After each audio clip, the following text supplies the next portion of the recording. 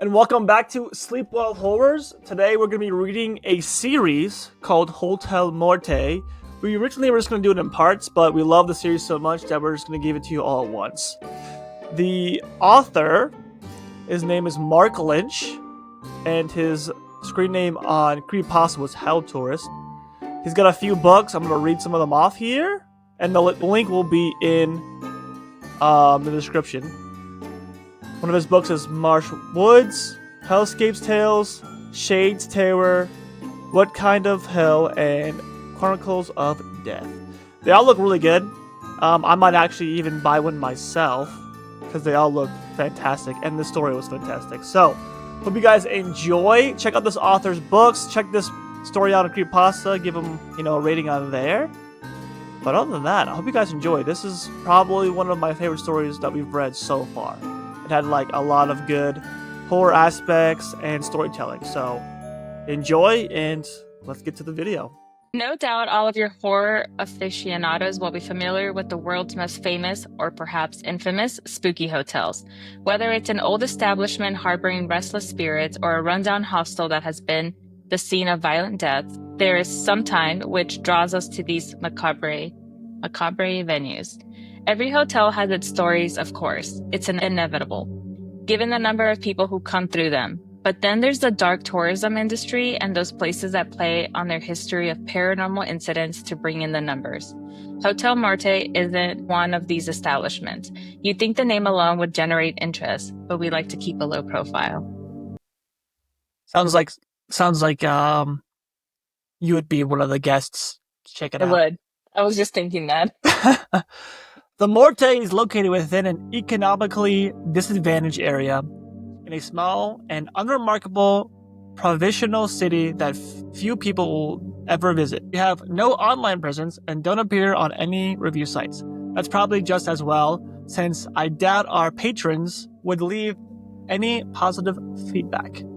Even the ghost hunters and paranormal investigators tend to give us a wide berth.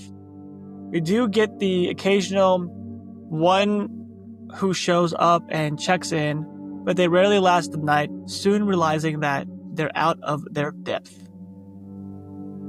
As you might imagine, the Morte has seen better days. The hotel was built during the 1920s and was still a profitable concern right up to the 80s. But alas, our golden era is long gone. The building itself is crumbling, the electrics and plumbing are barely functional, our furnishings are ancient, our carpets worn, and our mattresses lumpy and soiled. Needless to say, we don't have much in the way of amenities. No room service, no spa, and we definitely don't have Wi-Fi. Well, that is a great advertising. What is this? Terrible. But what we do have is 20 usable rooms. That is to say, rooms deemed fitted for human habitation. Write that down. Habitation. The other 80 are sealed off, their doors welded shut and windows boarded up. They aren't exactly vacant, however. When I walk the corridors at night, I can hear their former residents clawing at the insides of the doors, trying their best to get out. And after midnight, they start wailing, pleading for an escape they will never achieve. This is a deeply unnerving experience that you never really get used to. Given the frequent paranormal events which occur inside the Morte, it's no surprise that the few guests we do receive are rather unhinged. We do get our fair share of addicts and drifters who pass through, many of whom also have mental health problems. We do our best to look after them, but sadly, the very nature of our hotel doesn't exactly help in their recovery. We do have 3 long-term residents, all of whom are eccentric and rather troubled individuals with tragic pasts. For the sake of preserving their privacy, I shall refer to these 3 guests by their nicknames. First, there's the Major, a grizzled military veteran who acts the gentleman but is known for his violent outbursts. Then there's the Widow, who appears much like you'd expect, an elderly woman always dressed in black. She spends most of her time in our bar lounge, nursing a glass of sherry, puffing on a cigarette, and occasionally directing sarcastic and biting comments towards other patrons. Finally, there's the Senorita. She's different from the rest, young, beautiful, intelligent, but with a darkness inside her. a terrible sadness which plagues her soul, but I'm not ready to talk about her just yet. Long-term residents. And then you have the staff, all of whom identically also live in the hotel. First, there's me. I've worked and lived in the Morte for the past 10 years. My job? Well, I suppose you could call me the acting manager, although I also fulfill the roles of front receptionist, concierge, and general handyman. I report directly to the hotel's owner, one Mr. Black. My boss is an odd man and an absentee landlord. I can go years without seeing face to face. I do speak with Mr. Black on the phone every now and again, usually to ask for advice when I'm facing a particularly tricky situation. Mr. Black is a very intelligent man with vast experience, although I have no idea how he keeps the Morte operational when we've been running at a huge loss for decades. I suspect he may have other reasons for keeping our doors open, but I guess that's above my pay grade. Now, you're probably wondering why I chose to work in this hellhole, let alone why I've stayed there for a decade. I'd like to say that I'm well compensated for the work I do, but sadly this isn't the case. I earn a pittance and the room that comes with the job is barely inhabitable. And, unfortunately, I am not in possession of a set of rules I can follow that will keep me safe. The Morte is a chaotic, unpredictable, and often dangerous environment, and I rely on my wits and the help of my colleagues to keep me alive. No, the reason I work there is a very personal one. I have an unbreakable connection to the hotel, which means I can never leave. My staff team numbers 2, both whom also reside in the building. There's Mary, who is our resident maid and has the unevenable task of trying to maintain the basic level of cleanliness in an old building plagued by dust, cobwebs, and black mold. She's a hard worker and has a particular skill in removing black stains from bed sheets and carpets. Sadly, some of our less agreeable guests keep her busy in this regard. Listen, nothing about this hotel makes it sound like somewhere you want to stay. No, I mean he says that at the beginning too. I also how they stay in business. Right. How the fuck they stay in business? I don't know. It's not even like a big city. Like who's paying the taxes on this building? I don't know. Mr. Black sounds suspicious. Yeah, okay. And then there's Owen, a resident chef who also moonlights as our barkeep, and unsurprisingly, we don't get many dinner reservations. I would describe Chef Owen as a weird guy with a very dark sense of humor. In addition to cooking and serving drinks, he has another rather unpleasant job, which will become abundantly clear to you once I tell my stories. We make an odd trio, but Mary Owen and I have worked and lived together for years and have learned to watch each other's backs. I guess we're the closest thing I have to friends in this world. As I've explained, much of the hotel building is now off limits, either because the rooms are out of use or because they're occupied by entities one would rather avoid. In addition to our 20 usable rooms, the main hubs of activity include our lobby and reception area. You'll generally find me behind the desk, waiting on guests who rarely appear and watching a phone that almost never rings. When I'm not engaged in other duties, I'm stuck here, passing the hours by reading paperback novels. Anything but horror, I can get enough of that at my day job. I stare at the rotating glass doors, reminiscing about better times and days before I became trapped inside of this hellish place. Mary's domain is the laundry room, down in the basement, and Owen rotates between the kitchen and the bar lounge. I often need to remind him to remove his blood-stained apron before he starts serving drinks. The bar/lounge is the closest thing we have to a social hub in the Morte, and is where our handful of guests tend to congregate in the evenings. It was once a rather quaint Art Deco style barren, but has long since deteriorated along with the rest of the building. With cracked tiles, dusty old bottles, and tired old finishings being all that's left of this former glory. The lighting is also poor, but that's the way our guests seem to prefer it. Our restaurant is rarely used, but also doubles as our conference room, believe it or not, but we do get the occasional group that wishes to rent it out, and more on that later. Bloodstains on the aprons? Crazy. They chopping up bodies back there? I want Has to to know. be. Not like he's cooking dinner, even though he is a chef, so I don't know. Other than these basic facilities, the Morte has a few other areas of note, though most of them are best avoided for an extended length of time. Our elevator is ancient, creaky and unreliable, prone to regular breakdowns. I've lost count on how many times I've been stuck in that damn lift, needing to be rescued by Owen or Mary. Often this is due to simply mechanical failures, but sometimes the lift is paralyzed by one of the malevolent beings that frequently pass through the hotel. It brings an icy chill down my spine every time I find myself trapped in that pitch black box, listening to the foul cackles of one or more of these devilish friends. And then there's the dreaded corridors on each floor. They're a frightening space, especially at night. Once I finish my shift, I speed through the hellish labyrinth on the 6th floor, rushing to my room whilst trying to ignore the bone-chilling din and avoid seeing the inexplainable entities who stalk the dark corners, always trying to draw in the living for their own nefarious purposes. Once I reach my safe haven, I shut the door and lock myself in, putting in my earplugs in an attempt to drown out the inhumane screams which continue until daybreak. So, I guess I've given you a flavor of what the Hotel Morte is. As you probably guessed, I'm not writing this to tout for business.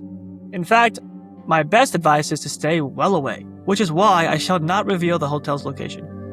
Nevertheless, I do wish to share my stories because I believe the many victims of the Morte should be remembered. Let me begin by telling you the tale of Mr. Hillman, one of our most infamous guests who I believe had a very eventful stay at our little establishment.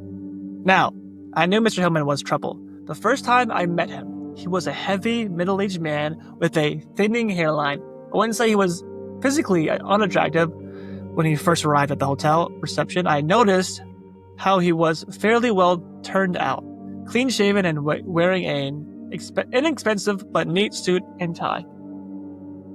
But when we've been in the business as long as I have, you learn how to recognize the bad ones. He wasn't exactly rude when he checked in, but his whole demeanor and personality seemed off. I sensed the darkness in him and saw the barely suppressed malice behind his eyes.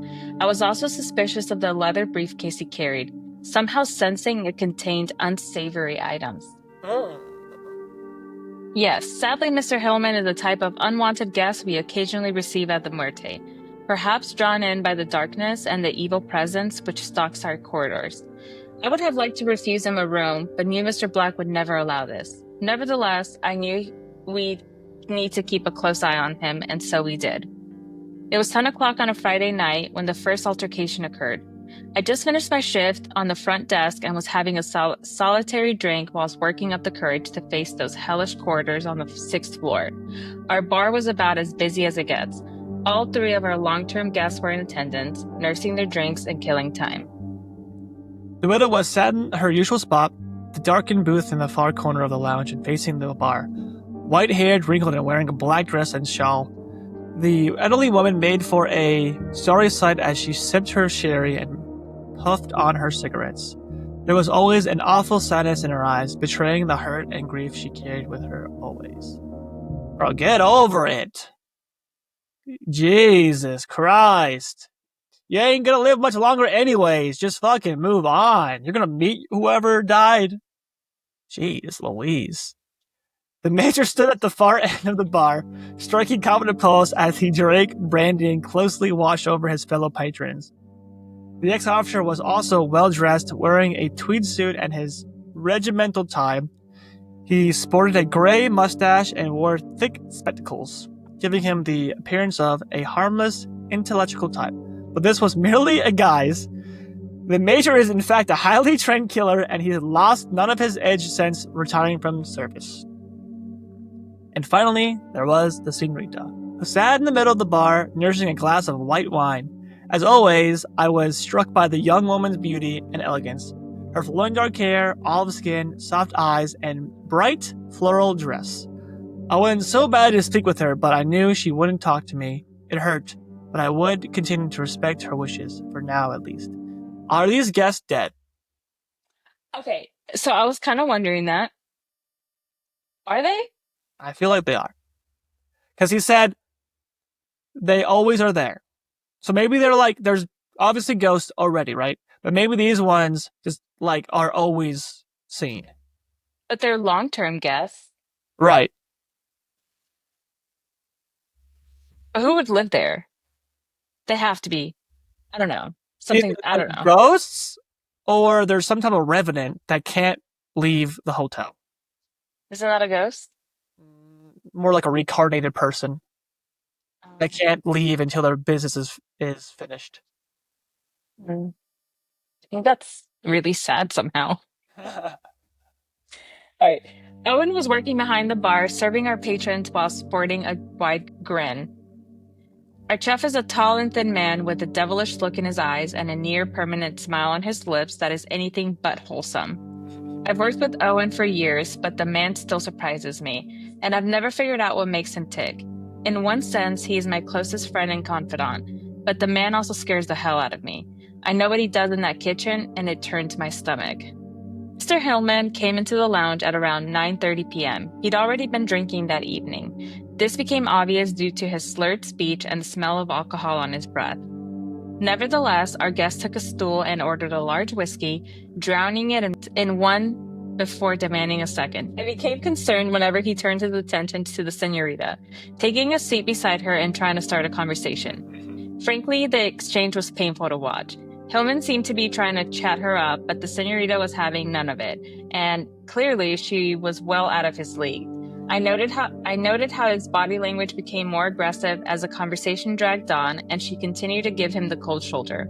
I was very worried about the senorita's safety, but knew she wouldn't appreciate me trying to intervene. Besides, she could look after herself, as she's proved many times in the past. I remembered the moment when the situation deteriorated. Hillman leans forward, trying to touch the girl. She reacted in an instant, jumping off her chair and stepping back, glaring him down and shouting, "Don't you dare!" Predictably, Mr. Hillman reacted badly to this firm rejection, standing up on his stool, his face red with fury as he clenched his fists. You stuck-up bitch! He spat, his eyes narrowing as he prepared for violence. I could no longer sit and watch and made ready to intervene, but this proved unnecessary as the others stepped in first. You, sir, are a sorry excuse for a man. That was the widow, awakened from her grief as she spoke up in the girl's defense. If my husband was still alive, he would teach you a damn lesson. Hillman shot her a hateful look, shouting, Keep out of this, you old bat! The major was the next to speak. As always, his words hit home. You've had too much to drink, young man. I suggest you call it a night. His words were typically polite on the surface, but were spoken in a tone which left no doubt as to their meaning. He also shot Hillman a killer glare, holding his gaze until he'd said his piece. I imagine the major had given that look to dozens of men for the year, but before he snapped their necks. He says, I looked on in shock as Mr. Hillman's face turned pale and quickly backed up, almost slumping over the bar stool as he retreated. Hillman had been humiliated and clearly wasn't happy about it, and so he ranted angrily, whisked leaving the lounge, screaming, To hell with you! With the lot of you! You're all a bunch of goddamn freaks! This place is dead anyway, a total fucking dump! I'm going out to find myself a real party! And with that, he stormed out, slamming the door shut behind him. I felt a huge relief at seeing him leave and looked over to Owen, who was still standing behind the bar. He'd remained silent throughout the tense encounter, although I noted his hand under the till and remembered that's where he kept his meat cleaver. That guy is trouble. We haven't heard the last of him, said Owen. I nodded my head in agreement, knowing he was right. I didn't think this was going to end well. I took another drink to calm my nerves before leaving the lounge and ascending the floors, burning the gauntlet to reach the relative safety of my room. Thankfully, my short journey was fairly uneventful of that night. The elevator ran smoothly, and my walk along the 6th floor corridor went uninterrupted, that is until I reached my bedroom door. I was fumbling with the keys when I felt the hairs on my neck stand up. and my sixth sense told me I was being watched. I turned around in a shot, coming face to face with the senorita. She was just standing there behind me with a look of reproach in her eyes. The lights above her flickering as she stared me down, giving the young lady an unsettling appearance. I was in shock because I couldn't remember the last time she'd spoken with me. I'd yearned for the chance to reconnect, but now she was there, I found myself speechless. Therefore, it was left to the senorita to break the silence. I saw you watching me at the bar. What were you going to do? Jump in to save me? Play my knight in shining armor? I was taken aback, barely able to stutter my response. I wanted to make sure you were safe. She scoffed in contempt whilst rolling her eyes. It's a bit late for that, isn't it? I lowered my head in shame. Dead. She's dead. She's dead. Okay. All right. Hold on. Pause there. I know we're interrupting the dialogue. I'm going to interrupt a few times in this story. She is 100% dead. Because she said, isn't it a bit late for that? And he says in the story that he has a connection to the place and he can't leave, which makes me think that she died in the hotel. He had a chance to save her, and she died. I think you might be right. Yeah. And that's why he's like yearning to reconnect with her, because they haven't talked since she's her death. Or what if he's also dead himself and they're just like long term? He might be dead, or he might just be trapped there because the spirits won't let him leave. Whoa. I think I'm on something here. Go ahead, sorry. All right. I lowered my head in shame as her words were like a dagger through my heart. The worst thing was, I knew she was right. Why?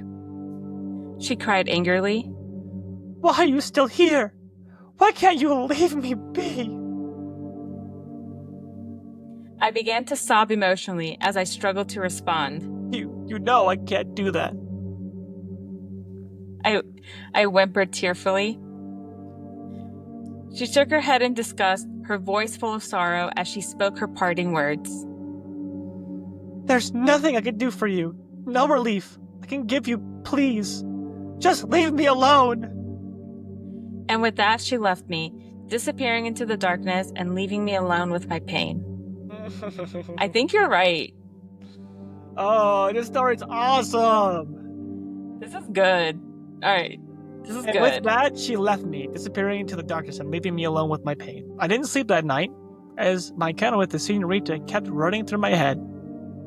I was so upset that I'd forgotten all about Mr. Hillman and his bad behavior. Unfortunately, he also occupied a room on the 6th floor, only a few doors down from my own. He came in after midnight, making an awful racket that would wake the dead. I listened to the muffled sound of his voice and realized he wasn't alone. There was a woman with him. I could hear her laughing at his undoubtedly snide comments.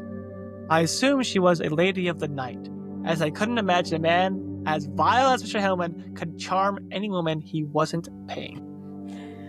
I lay on my hard mattress and continued to listen carefully as they entered his room and shut the door behind them.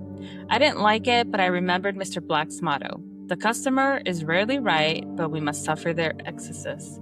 Besides, I was exhausted, both physically and emotionally drained, and so I closed my eyes and fell into a deep slumber. I woke at the sound of screaming, jumping up from my bed as all my senses came to life. I groggily glanced at my alarm clock and saw the time was 3:33 a.m., right in the middle of the witching hour.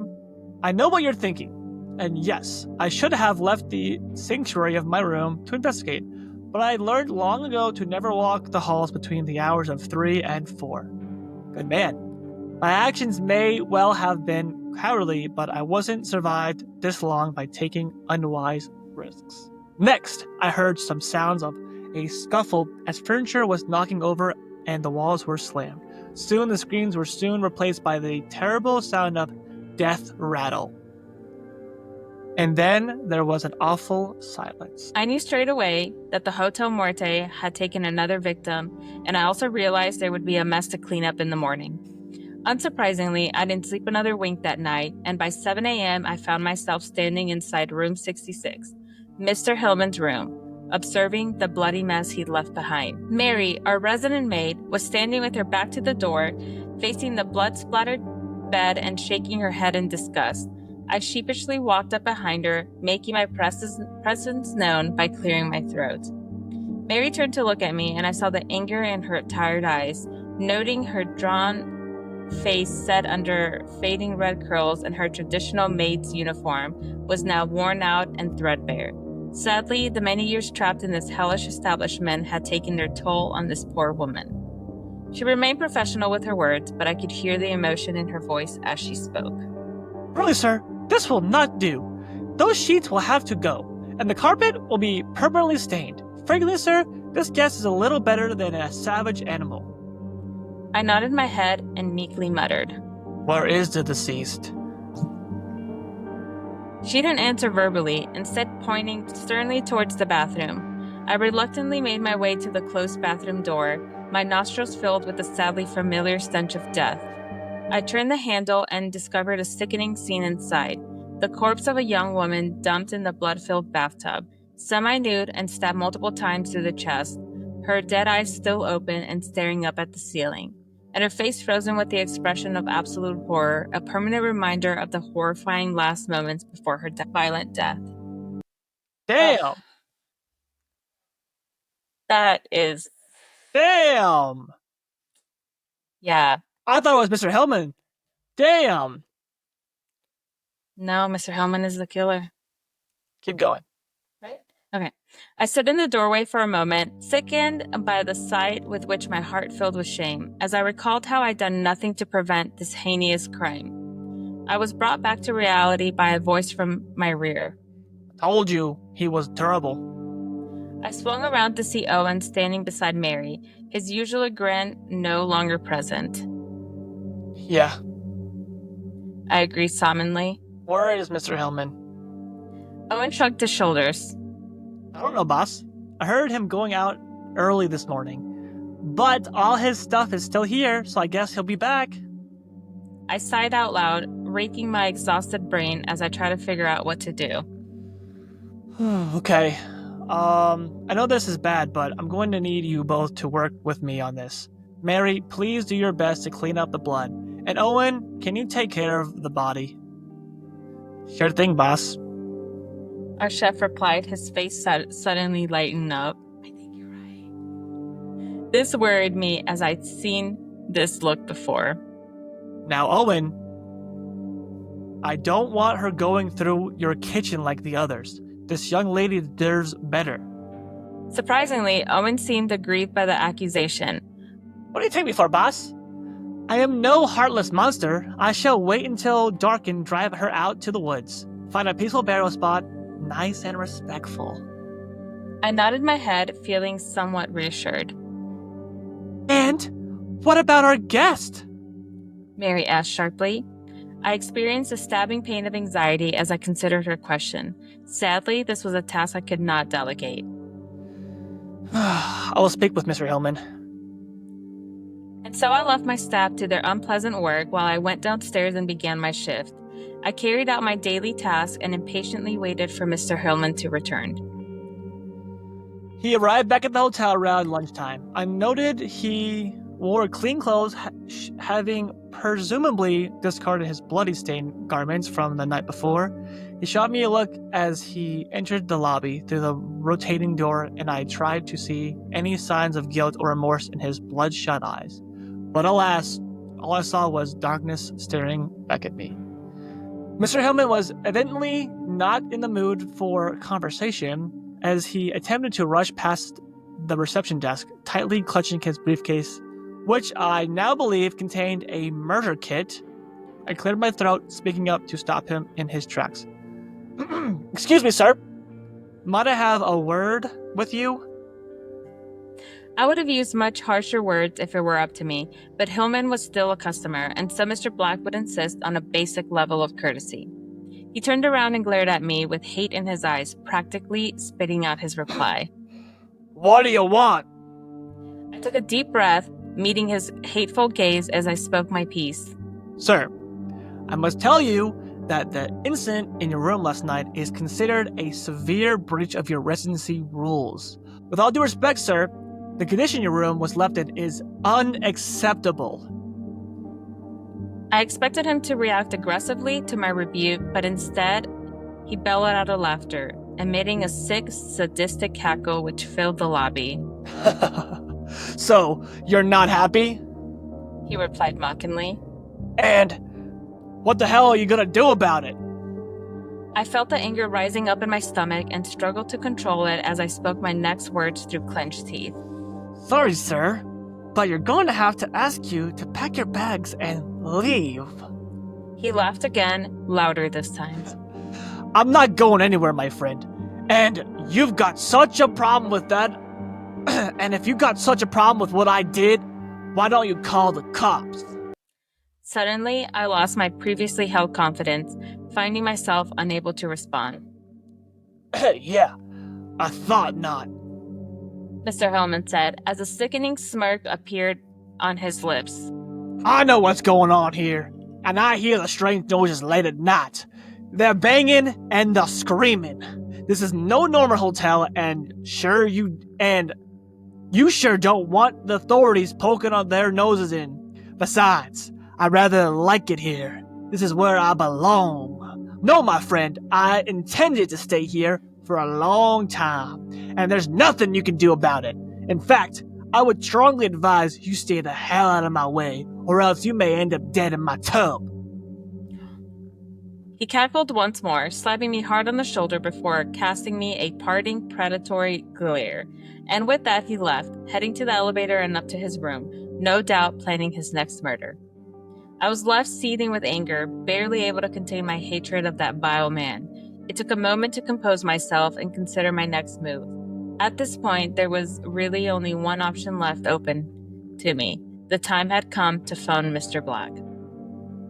The owner of the Hotel Morte didn't sound particularly pleased to hear from me. Mr. Black expected me to handle difficult situations on my own initiative wherever possible. However, my employer became more sympathetic after hearing my predicament. He mumbled thoughtfully, his soft voice carrying down the line. This is quite the conundrum. A very unfortunate situation indeed. Our guest is right, of course. We cannot contact the authorities on this. At this time, we certainly do not want this unpleasant individual to remain in our hotel. So what do we do? I asked impatiently. Mr. Black laughed softly before replying. My good man, have you learned nothing from your time in service? Here at the Hotel Morte, we handle such matters in-house.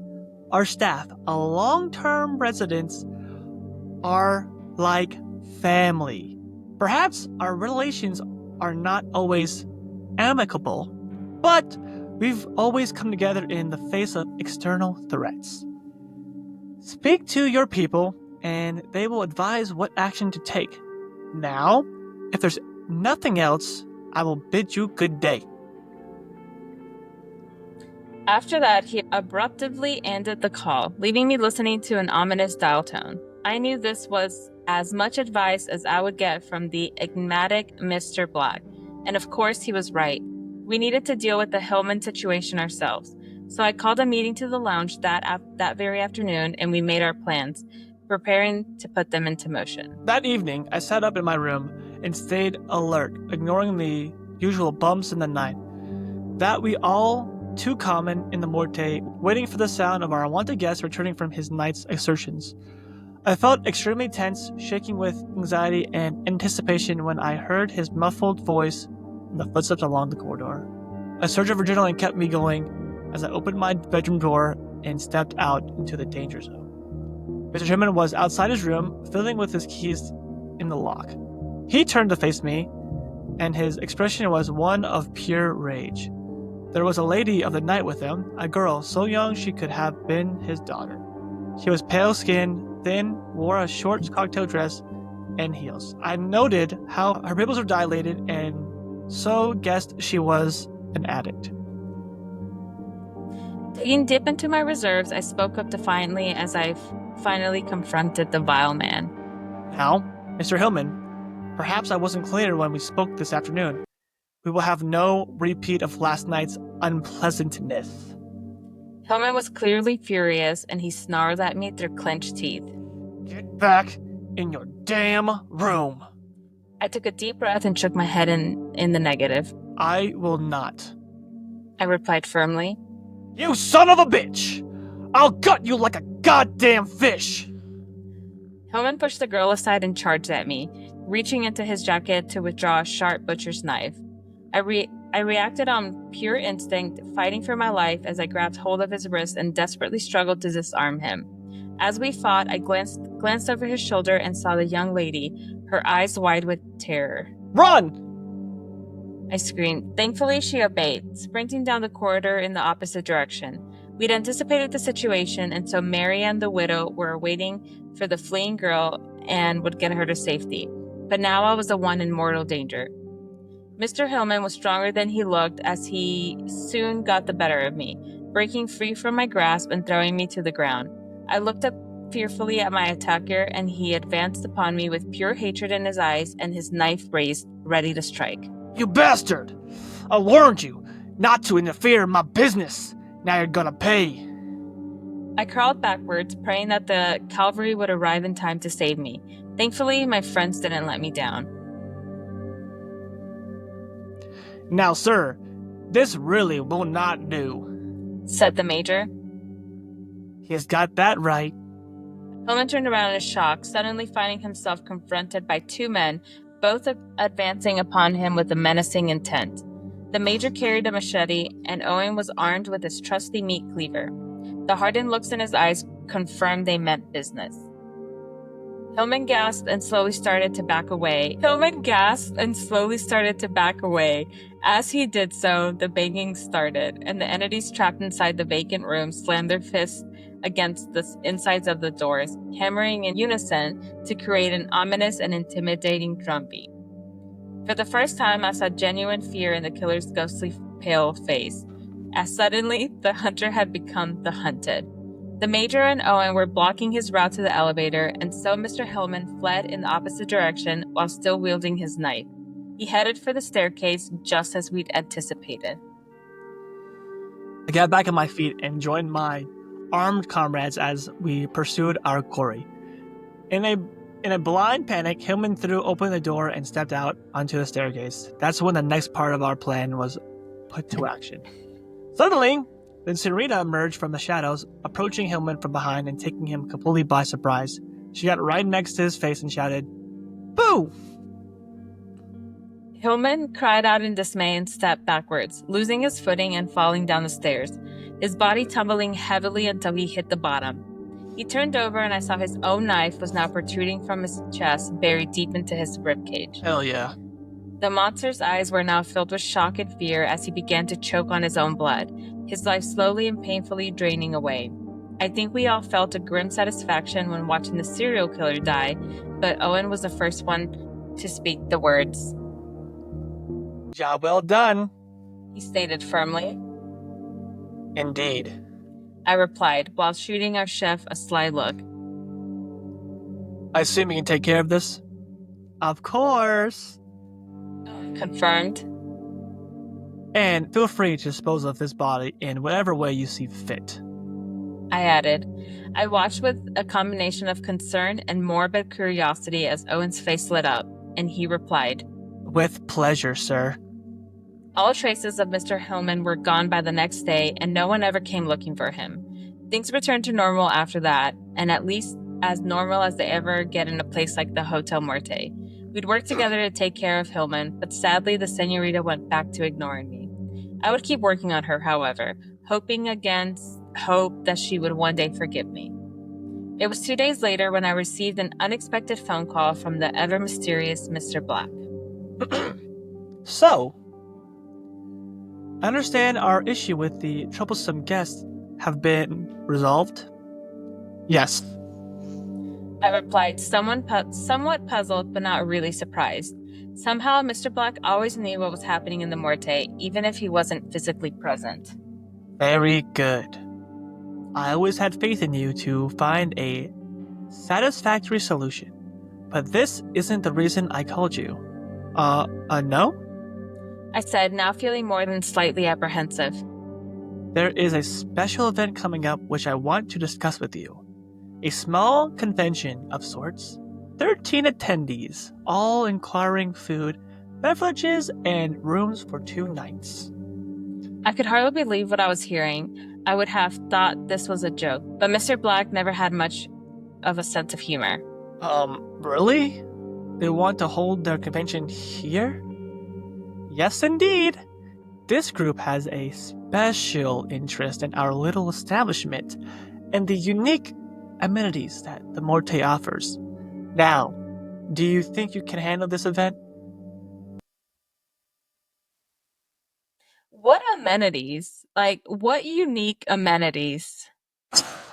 Well, I mean, Other dead than bodies, killing people. ghosts, maybe the food is human meat. I don't know. Oh my god, what if that's a delicacy? Gross. Alright. I almost laughed, struggling to find the words to respond. Well, I suppose so. If we use all our spare bedrooms and set up the dining hall, yeah, I guess we can do that. There was a lengthy pause on the other end of the line before my employer finally spoke again. It's not that I don't trust you in your abilities, but this is a very important customer, and so I think I will need to attend in person, just to make sure everything runs smoothly. I shall see you next Friday to confirm the details. Good day. And then he hung up, leaving me to my thoughts. I'll admit to feeling deeply concerned, but also intrigued. I was facing 3 virtually unprecedented events within the next week: a fully booked hotel, a convention, and a personal visit by the hotel's owner. I expected it to be an eventful few days, but could never have anticipated the bloody carnage that would follow. And so, readers, if you'll indulge me for a second occasion, I will tell you the tale of the hotel convention straight from the depths of hell. Until next time, my friends. This story was freaking awesome. That was so good.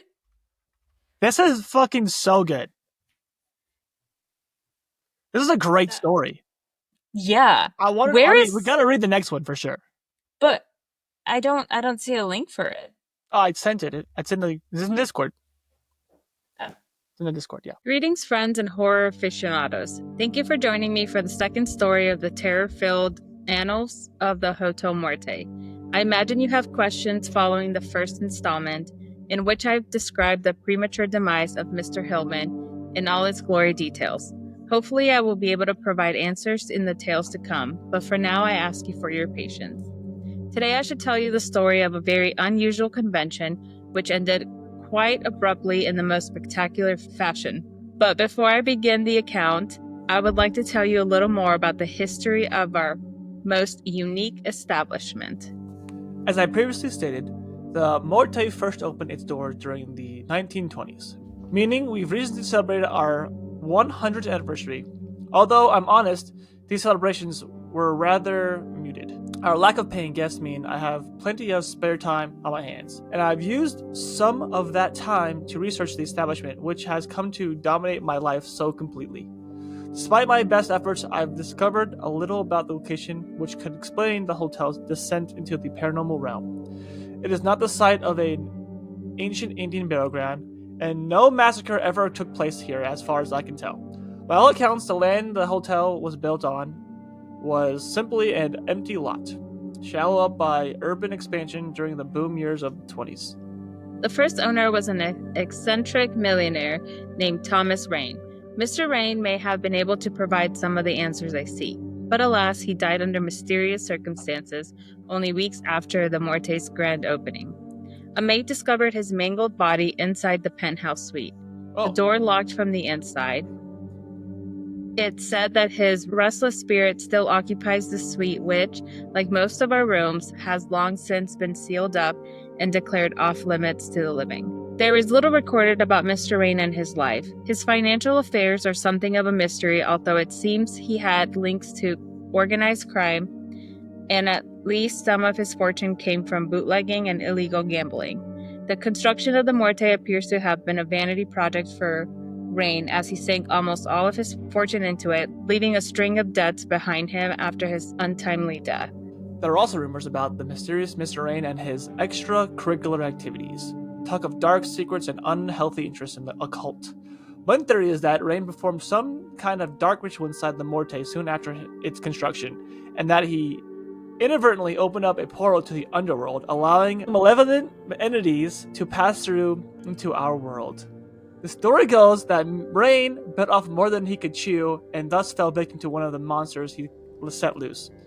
I don't know whether any of this is true, but it's interesting to note that the attendees at our convention did believe, but more on that later. In any event, Mr. Rain's violent demise was the first of many deaths to occur at the Morte during its long and bloody history. By my reckoning, 130 individuals have lost their lives at this hotel over the last 100 years. This figure is accurate at the time of writing, but will undoubtedly increase in the future. My research indicates that at least 24 of these deaths were murders, with about twice the number being unaliving. The remainder are officially classified as unexplained deaths or accidents, both of which are all too common at the Morte. There is so much tragedy here, so much grief and pain trapped in our old walls, a terrible dark energy that can drive you insane if you stay here too long. You're probably wondering about the entities which occupy our 80 unusable rooms. Those frightening but unseen beings which bang and scratch the doors in an attempt to escape. The truth is, I don't know exactly what they are. As these rooms were sealed off long before I started working here, my best guess is that they are the spirits of the Morte's victims. Some of those who have died violently on the premises over the years and for some reason haven't been able to move on to the next world. If this is the case, it would surely be reasonable to feel sympathy for these trapped souls.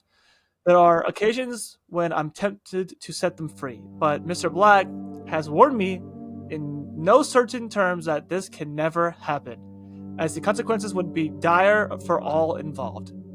Nevertheless, we do get a degree of cooperation from these spirits, as proven by the Mr. Hillman incident.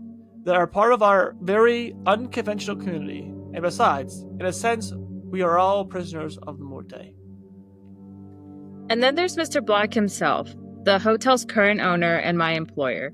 Mr. Black acquired ownership of the Morte in 1983, shortly after a number of highly publicized deaths which permanently destroyed the hotel's reputation.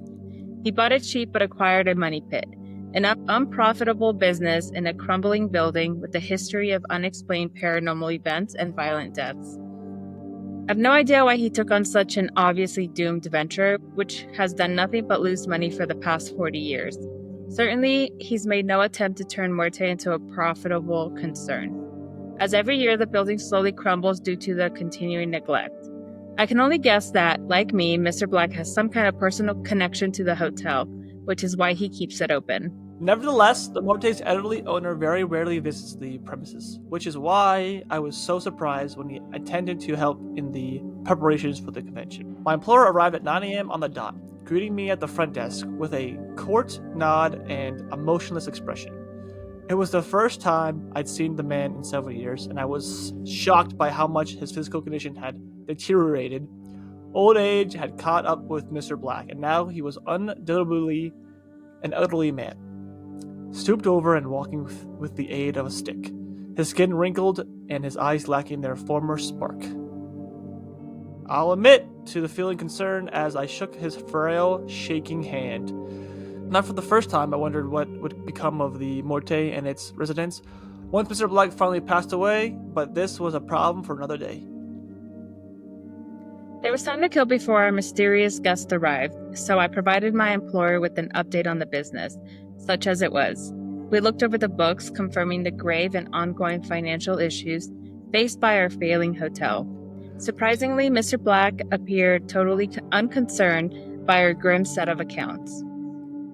Afterward, my employer requested a tour of the premises. I reluctantly agreed, knowing that the corridors and hallways should be relatively quiet during these daylight hours.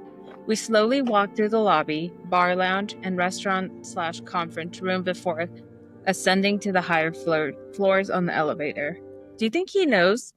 Do you think Mr. Black knows that it's Yeah, haunted? he knows because remember the last story. He basically portrayed that he knew what was going on in the hotel. He said, "Handle it the way we handle it." As we progress, I explained the issues and faults, informing the hotel's owner of the repairs we'd need to make to keep the establishment running in the long term. He nodded his head as I spoke, but I got the distinct impression that he wasn't really listening to me. I did notice how uncharacteristically emotional he became as we walked the corridors, a terrible sadness coming over him as he struggled to hold back the tears. He became particularly upset once we reached the 5th floor, and I noticed how he paused outside of room 52, sighing deeply as he held his hand up against the door and staged a silent vigil for a prolonged moment. I didn't ask him what he was doing, merely standing by patiently and waiting for him to finish. It was only after we'd returned to the front reception that I dared ask him about our mysterious guest. Who are these people? Why do they want to come here? I asked sheepishly. There was a lengthy pause before Mr. Black responded, and I guess he needed to regain his composure after the trauma of his visit to the 5th floor. Well, sir, I suppose you should describe them as a religious organization of sorts. They are certainly fascinated in the spiritual world, which explains their interest in our establishment and its unique features.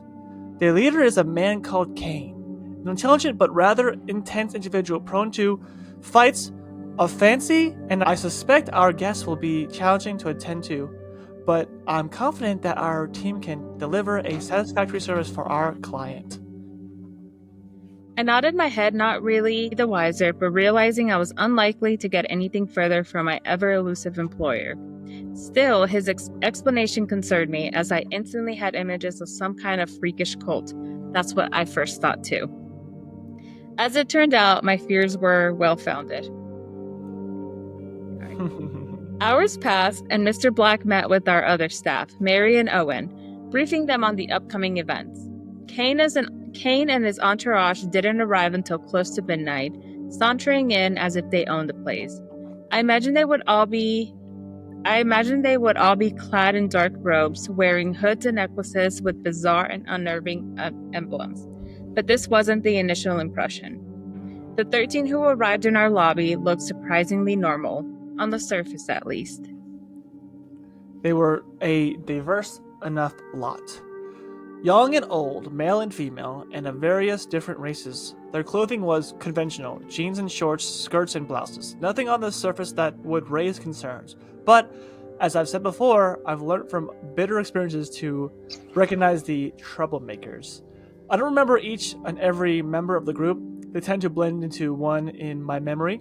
As I recall, predatory glares and sadistic grins. Their leader was called Cain, a bald-headed, bearded man with a fiery intensity behind his eyes, and a dark aura surrounding him. I noticed how the others were all totally subordinate to Cain, and followed his orders without question.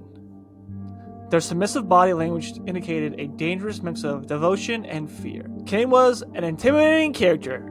That much was obvious. The only one of their number who seemed to command Cain's respect was Lilith.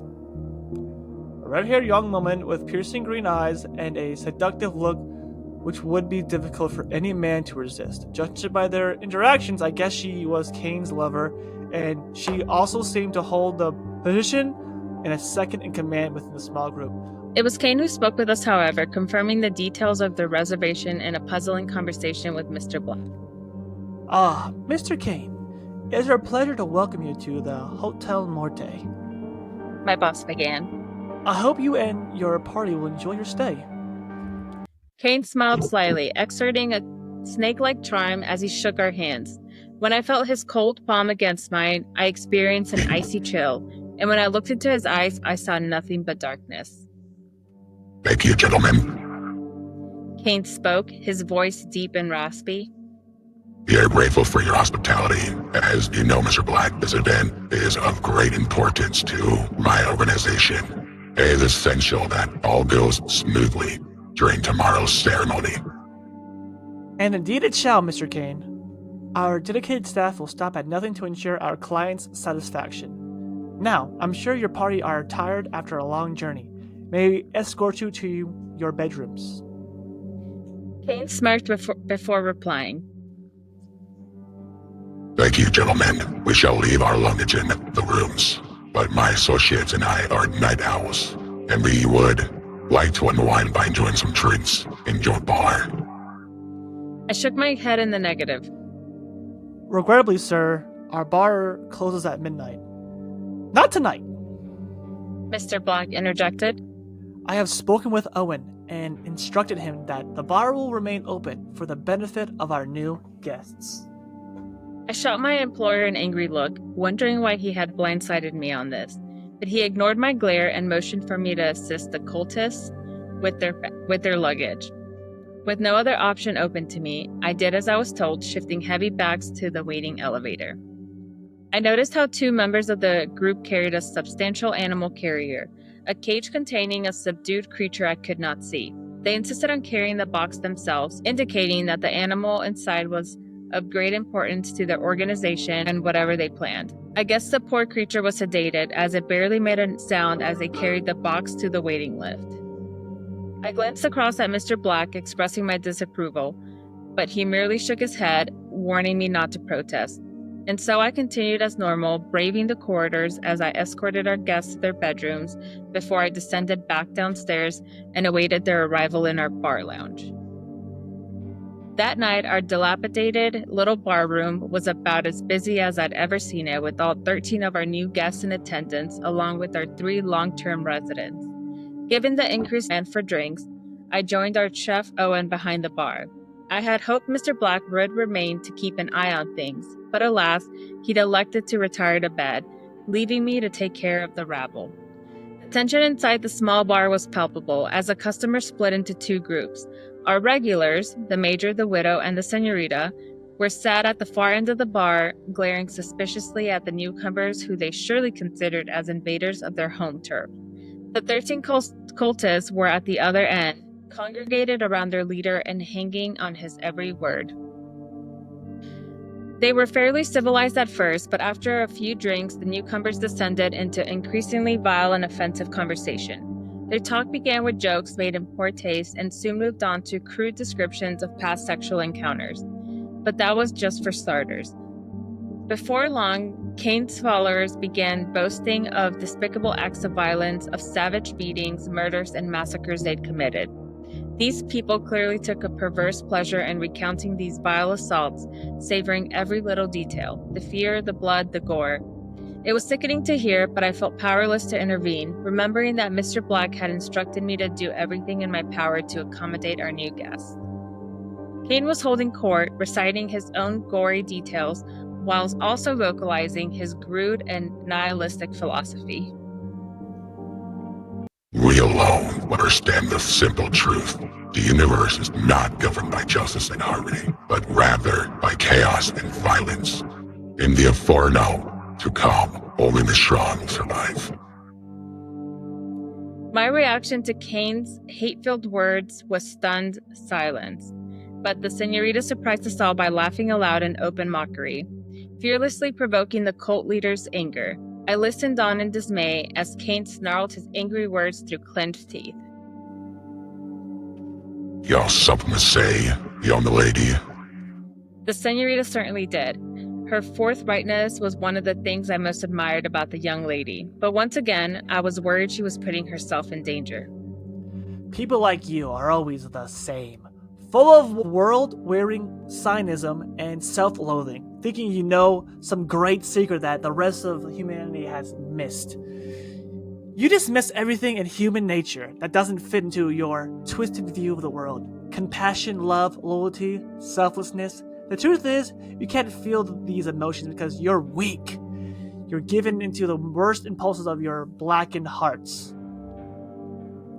For a moment, the whole barroom was stunned into silence, and a tension-filled moment followed as all awaited the response. Lilith, Kane's lover and number 2, broke the silence, screaming in fury as she screwed up her face and clenched her fist. How dare you speak to our leader this way? I ought to tear your tongue out! There was a terrible dark energy in the air, as all prepared for violence.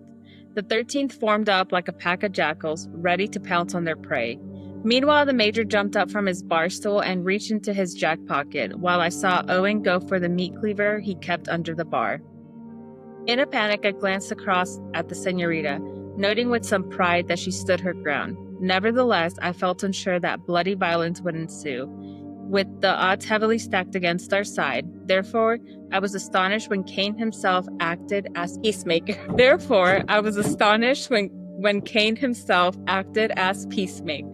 Friends, there's no need for unpleasantness.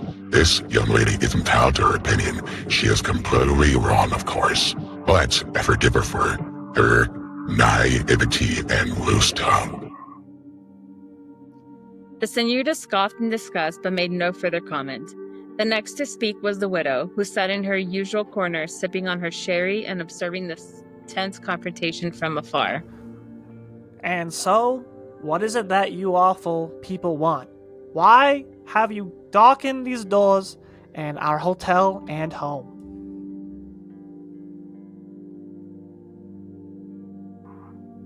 A very good question. Cain answered as a snide grin appeared on his lips. We have come here to fulfill our destiny. This hotel, as you described it, is hardly deserving of the title. Nevertheless, this location holds a special importance to our organization. You see, this crumbling structure which you inhabit is a portal, an entryway to another dimension. And on the other side dwells our master, the Prince of Darkness, and the Lord of Chaos. Tomorrow we shall perform a sacred ceremony to summon our master to this realm, and we pledge our journey fealty and be rewarded with immortal life and unlimited power. The widow shook her head, not in dismay, but rather in sad resignation.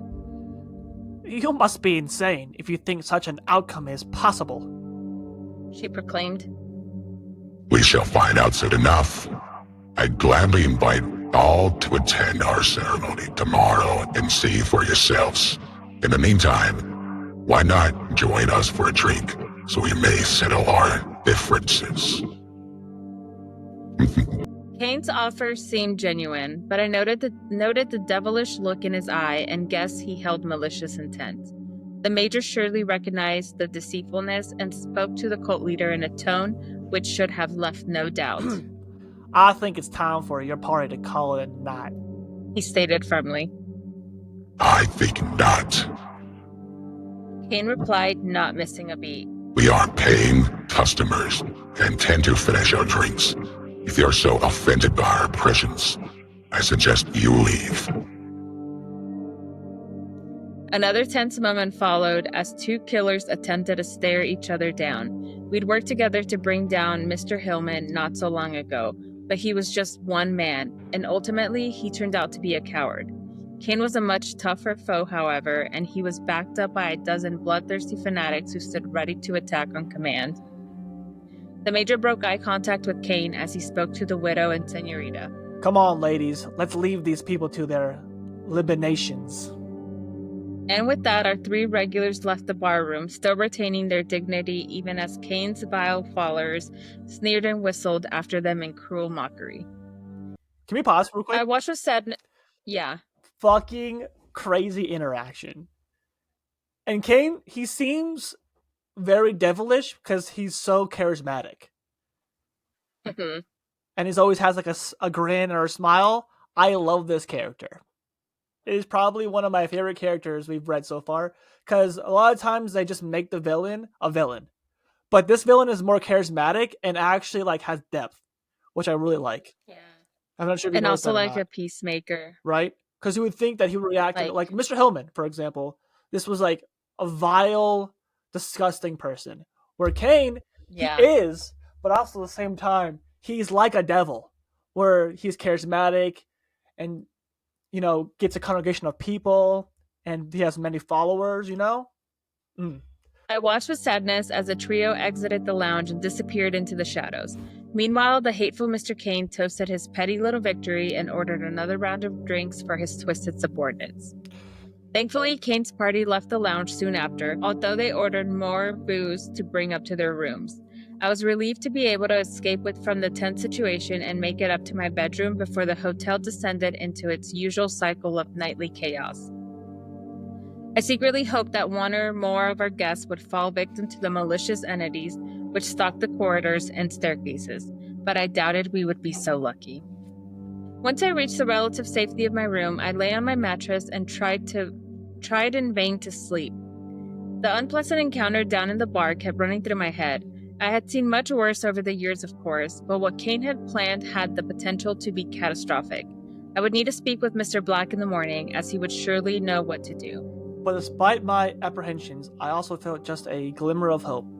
The senorita's words had moved me. She'd been brave to stand up to Kane, although perhaps also foolhardily. Still, there was a time when the young lady would have shared much of Kane's deep cynicism and his black worldview, but now she spoke of love, compassion, and loyalty. I felt a renewed hope and started to believe she could be saved. But whatever positivity I felt that night disappeared once we reached the witching hour, and the corridors outside of my room descended into hell. The anarchy commenced at 3 a.m. on the dot.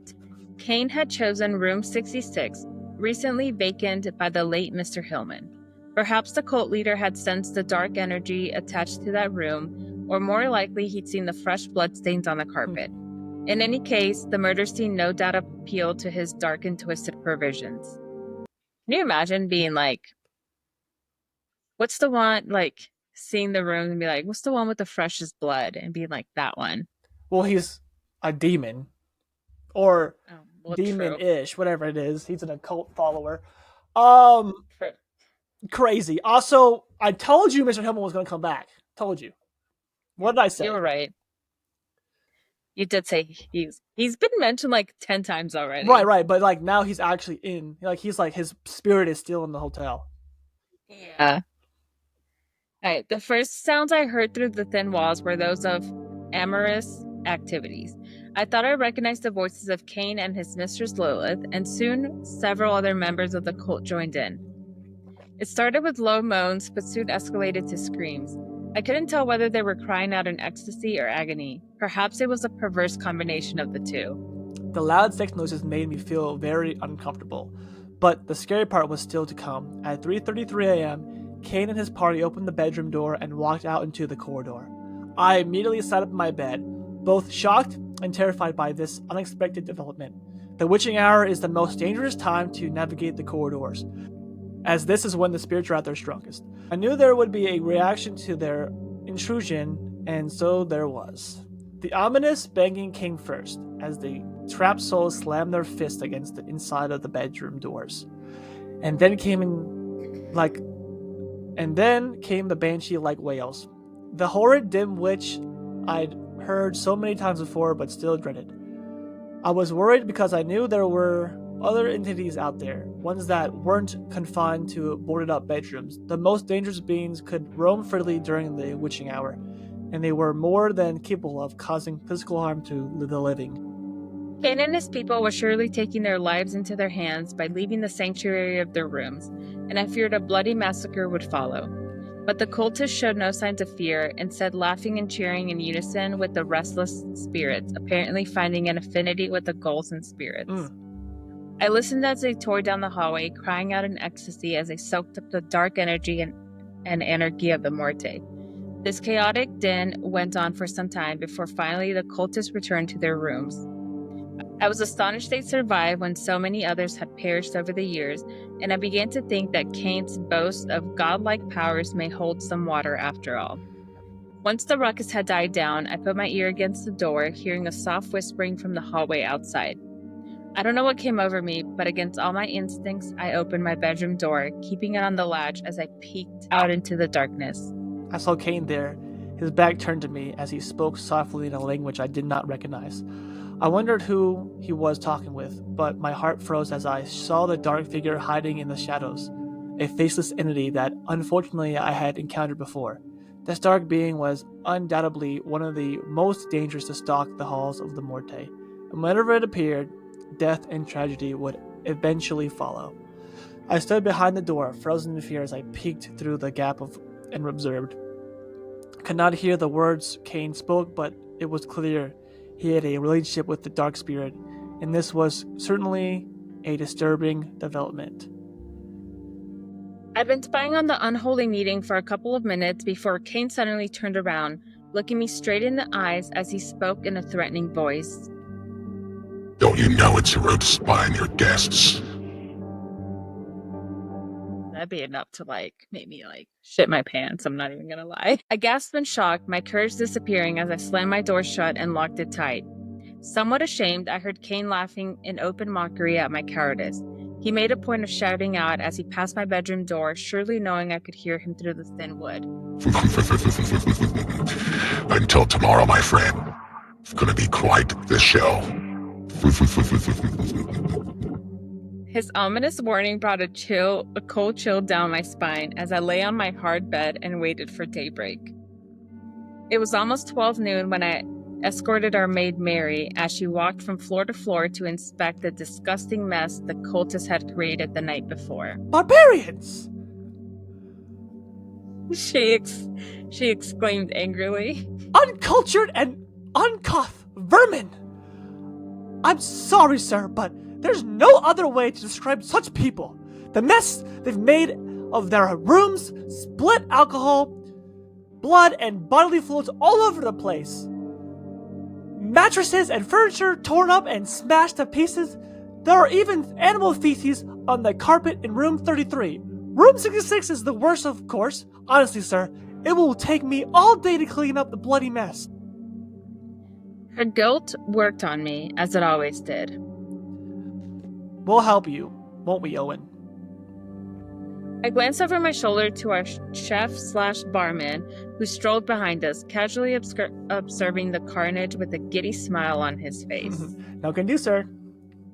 I've got instructions from Mr. Black himself. Our guests missed breakfast, but they're expecting a banquet as a late lunch. A good feed before they start their silly little ceremony. I was aghast and almost lost for words. You're preparing lunch for 13 guests. I asked in astonishment. Are you sure you can handle that? Owen looked rather hurt by my question. For all his faults, I sometimes forgot how sensitive he could be. Of course I can, sir. I spotted a sly glint in his eyes as he added. In fact, I've got a special dish for this group. I think they're really going to enjoy it. I have some thoughts as to what it could be, and I'm not a fan. Human flesh! I guarantee you, because he's chopping up bodies. Yeah, with this stupid little meat cleaver that he has by him at all times. Hell yeah! I didn't like the sound of this. Frankly, I knew the man too well and feared what unpleasant surprise he had in store. But whatever he had planned, that was Mr. Black's problem. I heard Mary clearing her throat and turned around to see her glaring at me. A look of reproach sat across her stern face. Well? She asked impatiently. I sighed and rolled my eyes. Okay then, let's get to work. Owen, you get down to the kitchen. I'll help Mary with the rooms. And so we continued to pander to our vile guests, ignoring the fact that if Cain had his wicked way, we would probably all be annihilated. It was mid-afternoon before I had finished helping Mary with her cleaning, after which I went back downstairs and straight to the conference room. The 13 were all there, of course, seemingly recovered from their late-night celebrations and ready for their big day. They were dressed more traditionally for a gang of rabid cultists, all wearing black robes and hoods.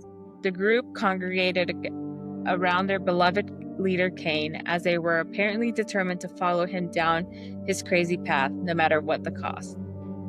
I noticed how Owen had set up a buffet of tables in the center of his room, with plates stacked high with cooked meat, chopped joints, kidney, and liver.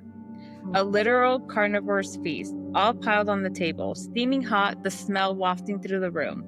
Cain's disciples waited for permission from their master before descending upon the food-filled table like a pack of hungry dogs greedily devouring slabs of meat with their bare hands. I was disgusted by the glutinous display, but not surprised. Mr. Black and Owen were stood at the rear of the conference room, quietly observing the feeding frenzy from a safe distance. I quietly walked over to them, wishing to speak with the two in private.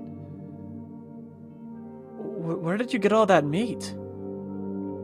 I asked Owen. Our catering budget is waver thin. Owen shrugged his shoulders and answered with an alarming honesty. Well, boss, you said I could do whatever I wanted with Mr. Hillman's body. We were right. My jaw dropped and stomach turned. I looked to Owen, hoping he was joking, but his expression told me he was deadly serious. Jesus! What if they find out? I expected Mr. Black to be equally disgusted by Owen's revelation, and so was astonished to hear him snigger ever so slightly. Frankly, I doubt they would care. He whispered. Cannibalism is the least of their sins. I shook my head, hardly believing what I was hearing. Do you know what they have planned? I asked in desperation. I can't let this lunatic go through with it. If he opens that gateway... Shh! Keep your voice down.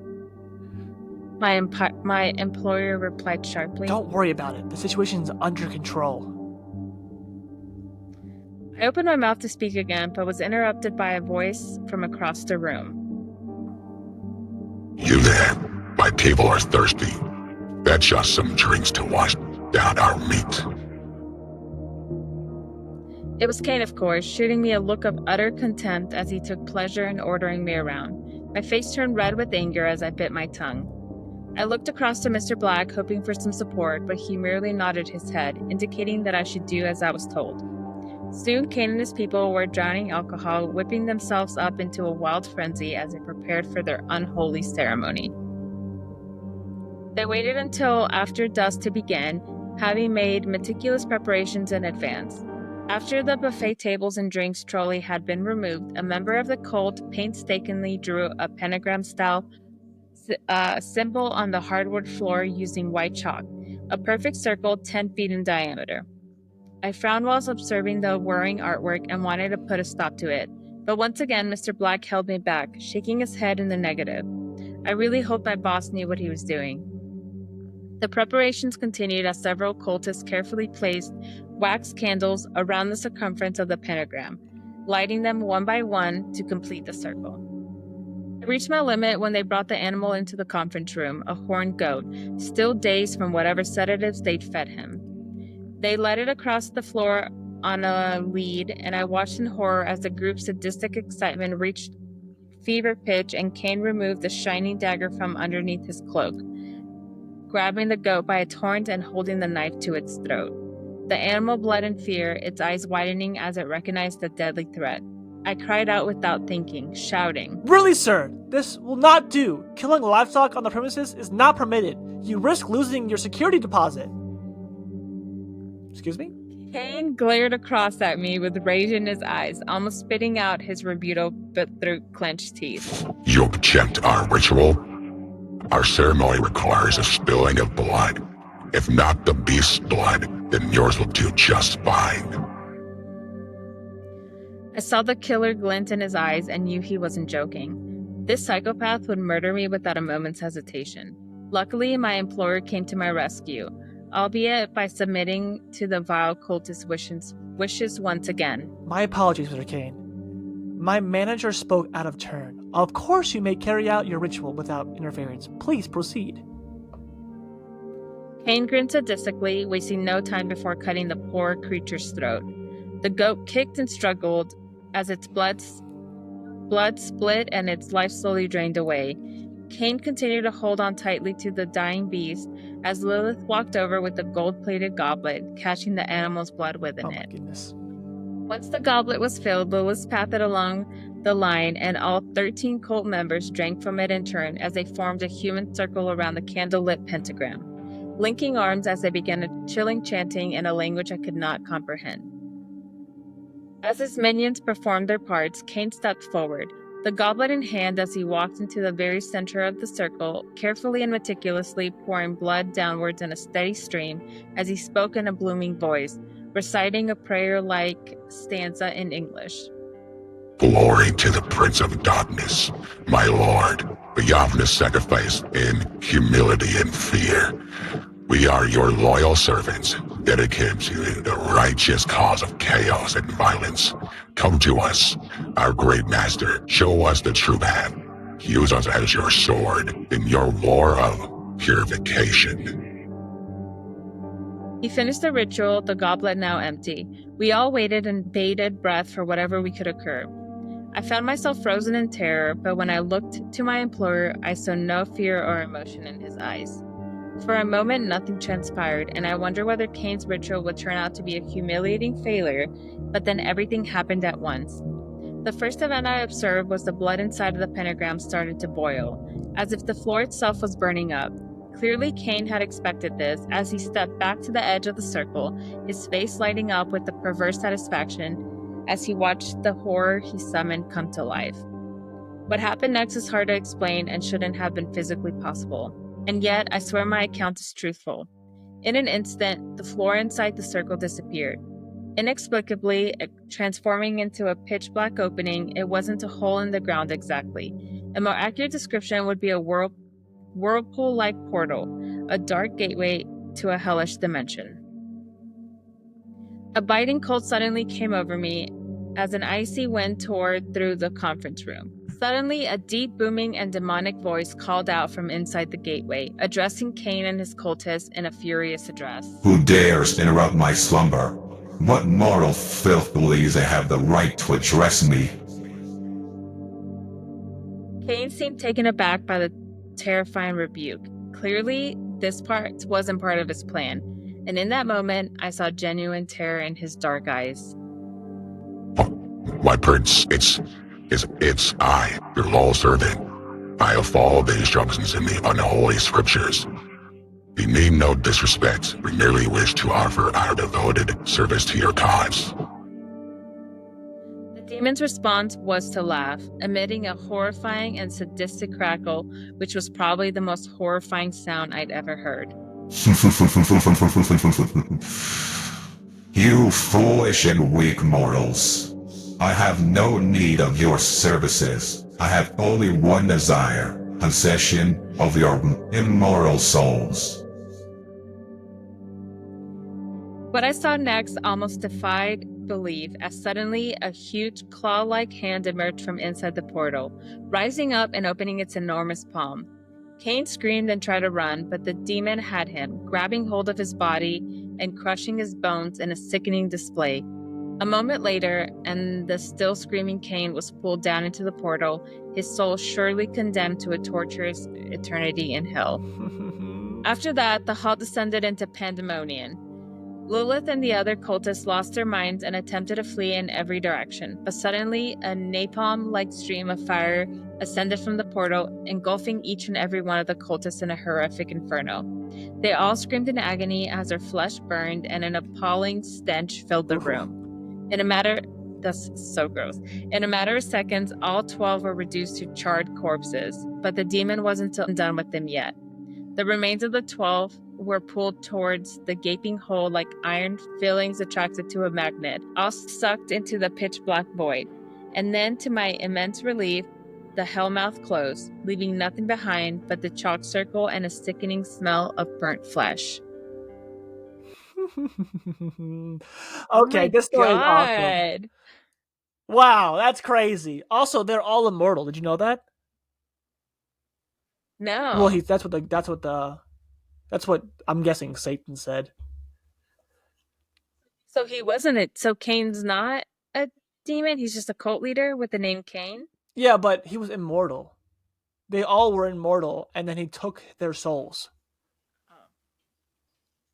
Mortal is meaning you're human and you can die. Immortal is not. Yes, that is correct. Wow.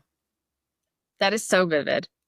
I can see it playing in my head. Oh, your face was priceless. Your face was Where? so Which part? priceless when I started laughing and then did the monologue. You were like, "What the fuck?" You looked scared. You don't understand. It is like I'm hearing it and the cackling just it was great. Uh, I'm happy everybody else got to Oh, experience it's that gonna too. be. I think it's gonna really add to the story. I'm so glad that I got to use it for this story. That's so cool. I was Mhm. really hoping. Right. I felt faint, hardly believing the horrific event I just witnessed, and somehow knowing this atrocity would haunt my nightmares for the rest of my life. But to my astonishment, I saw Mr. Black still standing beside me with the look of satisfaction in his eyes and a thin smile on his lips. Very good. I couldn't have asked for a better outcome. I gasped and shook my head in disbelief, unable to find the words to respond. As usual, it was our chef Owen who broke the tense silence, approaching us from behind and saying, Well, friends, I think we could all use a stiff drink. 10 minutes later, and we were all sitting in the lounge, Owen cheerfully pouring drinks as Mr. Black and I sat in quiet contemplation. Our three long-term residents stood at the far end of the bar, toasting the demise of our evil cultists who'd invaded their home so aggressively.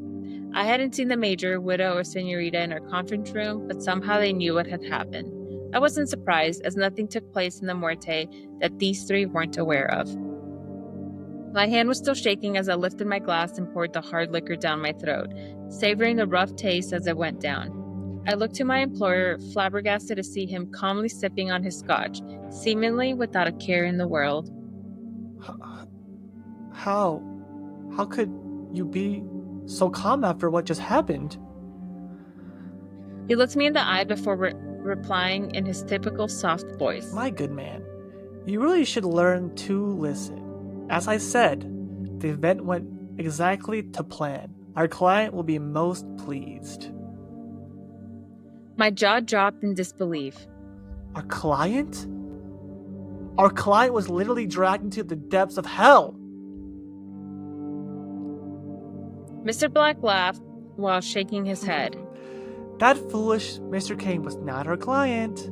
He and his moronic followers were always going to meet an unpleasant end. No, my old friend, the entity we serve is far more powerful, and the price he demands is a heavy one. But today we delivered, and now the future of our hotel is secure. A cold chill ran down my spine as I realized the terrifying implications of what my employer was telling me. I won't be around forever, Mr. Black continued. and the time will come when I hand over the reins to you. The Morte is my legacy, and I know I'm leaving the old place in good hands. My mind was racing by this point. After so many years of silence, my employer was hitting me with so much information all at once, and I was finding it difficult to cope. You want me to take over the Morte? Why on earth would I want to do such a thing? Mr. Black smiled ever so slightly, and a terrible sadness came over him as he broke eye contact. I know you will stay. Because, like me, you have an unbreakable bond with this old place. I instinctively glanced across the bar to the senorita. She met my eye for the briefest moments before turning away. You know, it's been 4 decades since my beloved perished in that damn room, Said Mr. Black, his eyes now welling up with tears. 40 years. And it never gets easier. I can feel her presence every time I walk the halls. But she never makes herself known to me. I suspect she still blames me for what happened, and perhaps she's right to do so. My employer was sharing with me for the first time in our long professional history, and I couldn't help but feel sympathy for him. No wonder he so rarely visited the hotel. Clearly, his memories were too painful. But Mr. Black's rare show of emotion didn't last long, as he quickly finished his drink and composed himself before getting up from his chair and patting me gently on the shoulder. Well, in any case, my work here is done. I expect it will be some time before we see each other again. My lawyer will be in contact regarding the legacy matters. In the meantime, keep doing what you're doing, old friend. It is essential that we keep the Morte's doors open, no matter what the cost. With that, he held out his hand in friendship. We shared a hearty handshake before my elderly employer offered his parting words. Good luck, sir. I watched him leave the lounge and wondered whether I'd ever see him again. As it transpired, Mr. Black was right. The Morte's doors would stay open, and I shall stay here until the very end. And so that is the story of our hellish convention, one which the staff and residents of the Morte will never forget. Kane and his rabble were gone, and the mess they left behind them was soon cleared away, for the most part at least. But sadly, the vile Mr. Kane did leave a lasting legacy for us to deal with. The shadowy entity which Kane had conversed with the night before his death, this malevolent spirit was already known to us, and its last visit to the Morte had resulted in tragic consequences. This entity had been absent from our hotel for many years, but had apparently taken advantage of the chaos caused by Kane's botched ritual to slip back into our mortal realm. I knew we would need to work together to fight this demon, otherwise, suffering and loss would surely follow. So, my good readers, if you choose to join me for a third installment, I shall tell you the story of our battle against the embodiment of death itself. Until next time, my friends. This story is so good! That was so It's good. better than the first one! Oh my god, this story is I mean, I love fantastic. both of them. Yeah, but like, it just, I love the you know how like some parts, the second part isn't as good as the first part? This continues to be good. Like, That's true. The way they explain it, the way they they really build like a universe, and like, oh my god, it's so good. And like, it's a newer creepypasta, so usually newer creepypastas that are rated well are usually better, because the old ones that are rated well are just famous creepypastas and they're just ridiculous, written by like 12-year-olds. But this story is so good. I really like this author. Truly. I mean, the comments are overwhelmingly positive too. Like, this is a great story. I love it. Yeah. This was so good. Okay, I found myself standing in the middle of a windswept, abandoned street at night, facing the building that had dominated my life so completely, even though I'd come to loathe it so intensely. The sign above the front entrance was faded and almost falling off its hinges. The paint on the walls was peeling away, the brickwork was cracked, and most of the windows were boarded up. An uninformed observer would have assumed the building was a derelict, an empty structure slowly crumbling due to the years of neglect. Well, they'd be part right. The Hotel Morte has certainly seen better days, and isn't that an understatement? But it is far from empty. In fact, it's home to a diverse community of residents and staff, some alive and others not so much. I push against the stained glass with a shaking hand, exerting physical effort as the old door creaked and slowly spun around, allowing me entry to the hell within. I walked across the worn red carpet and past the unmanned reception desk, casting my eye upon the hardwood chair in which I'd spent so many miserable hours sitting and regretting the life decisions I made to bring me to this place. I sighed deeply as I walked on, exiting the lobby and summoning the elevator with a push of a button. The lift slowly and noisily descended down to the ground floor, hitting the bottom with a thud as the door creaked open in an awkward, mechanical motion. Reluctantly, I stepped inside, my shaking finger hovering over the button for the floor 6 before I finally pushed it. The elevator ascended noisily as the ancient mechanisms came to life. I almost panicked when the lift became stuck between the 3rd and 4th floors, grinding to an abrupt halt as the lights went off, leaving me standing in the pitch dark.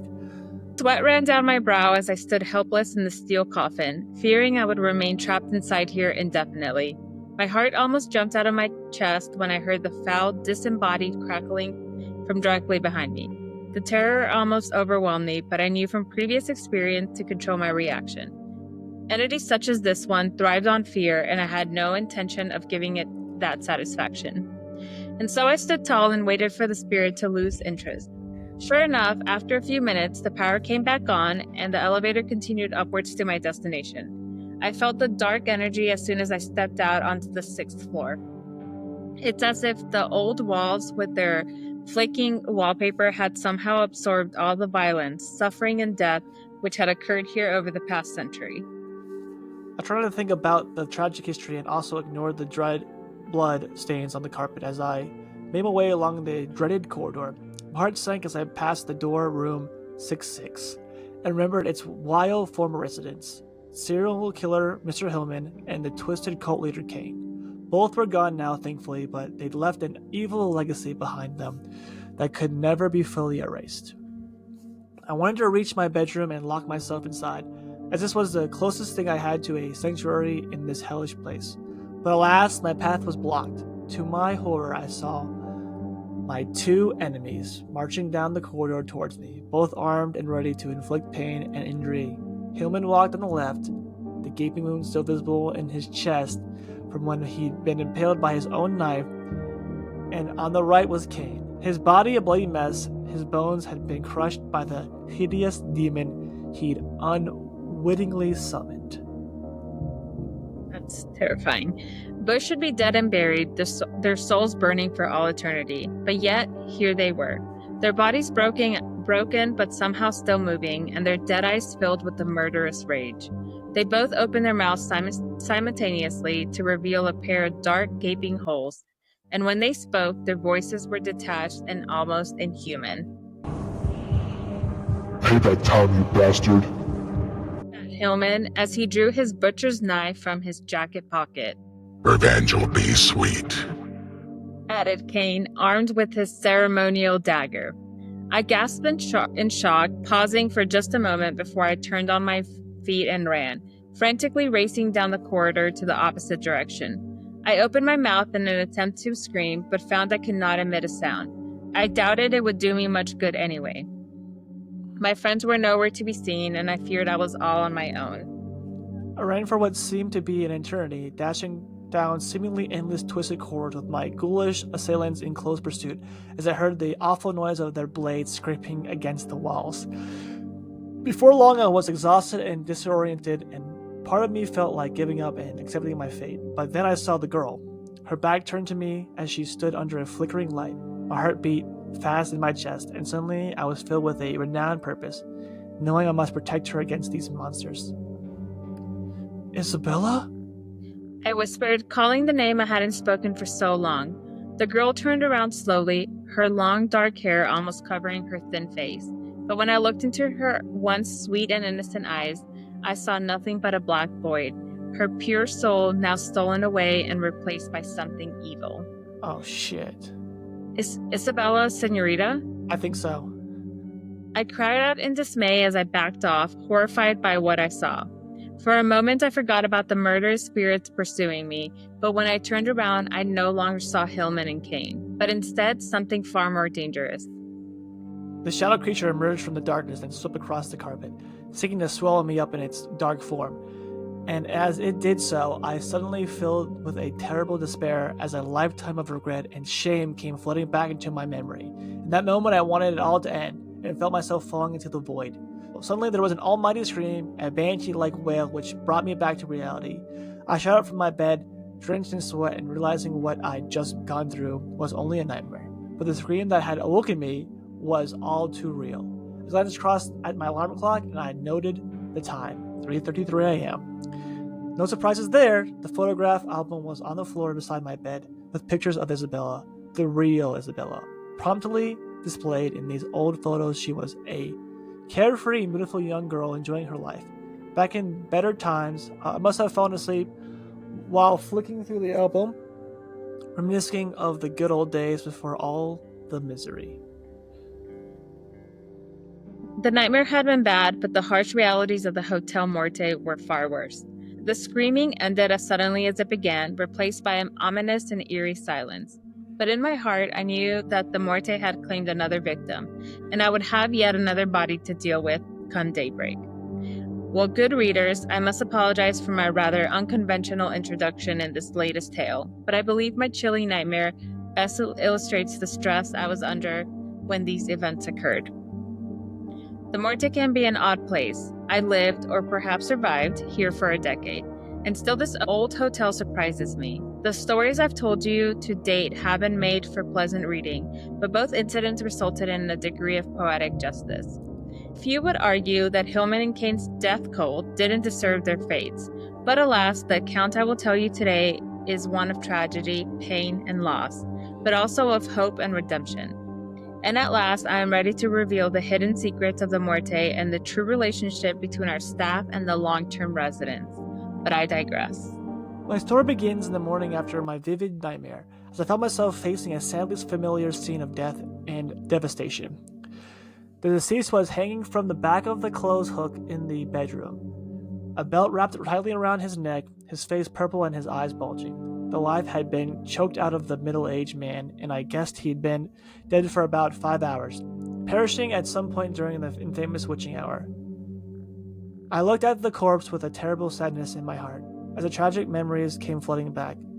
My staff members, Chef Owen and Maid Mary, both stood behind me, silently holding vigil over the awful scene from a respectable distance. "Who is he?" asked Mary, breaking the tense silence in the room. I don't know. I replied without turning around. He came in yesterday afternoon and booked a room for one night. Paid in cash, gave me what I assume was a fake name. There's nothing amongst his possessions to identify him, no way to contact his family. I guess he decided to check out early, said Owen. I shot around angrily, ready to rebuke our chef for his poor taste joke, but I saw his head lowered in shame and so said nothing. He unalived himself then? Yeah, get it? Checked out early? No, I'm reading the dialogue. Oh, sorry. Cut that out. Let me restart that. Cut that out. He unalived himself then? Mary asked nervously. I sighed deeply before responding. I think we all know this wasn't an ordinary unaliving. It was in my dreams last night. Mary interjected, her eyes filled with fear. Mine too. Owen confirmed. Yeah. I muttered, breaking eye contact with the pair as I once again looked upon the corpse. We need to deal with the body. Owen, please bury this man in the forest. He must not go through your kitchen. Understood? Of course, boss. Our chef solemnly replied.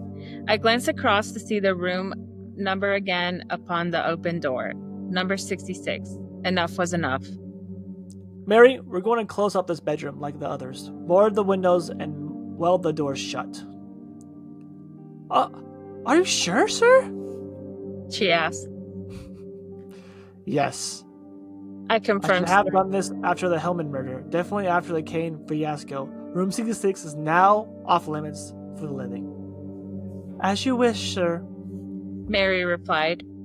I took one last look at the poor man's dead eyes before Owen cut him down, and a cold chill ran through me as I realized it was only the beginning. Despite my distress from the morning's events, I reported to the front desk for my shift as usual.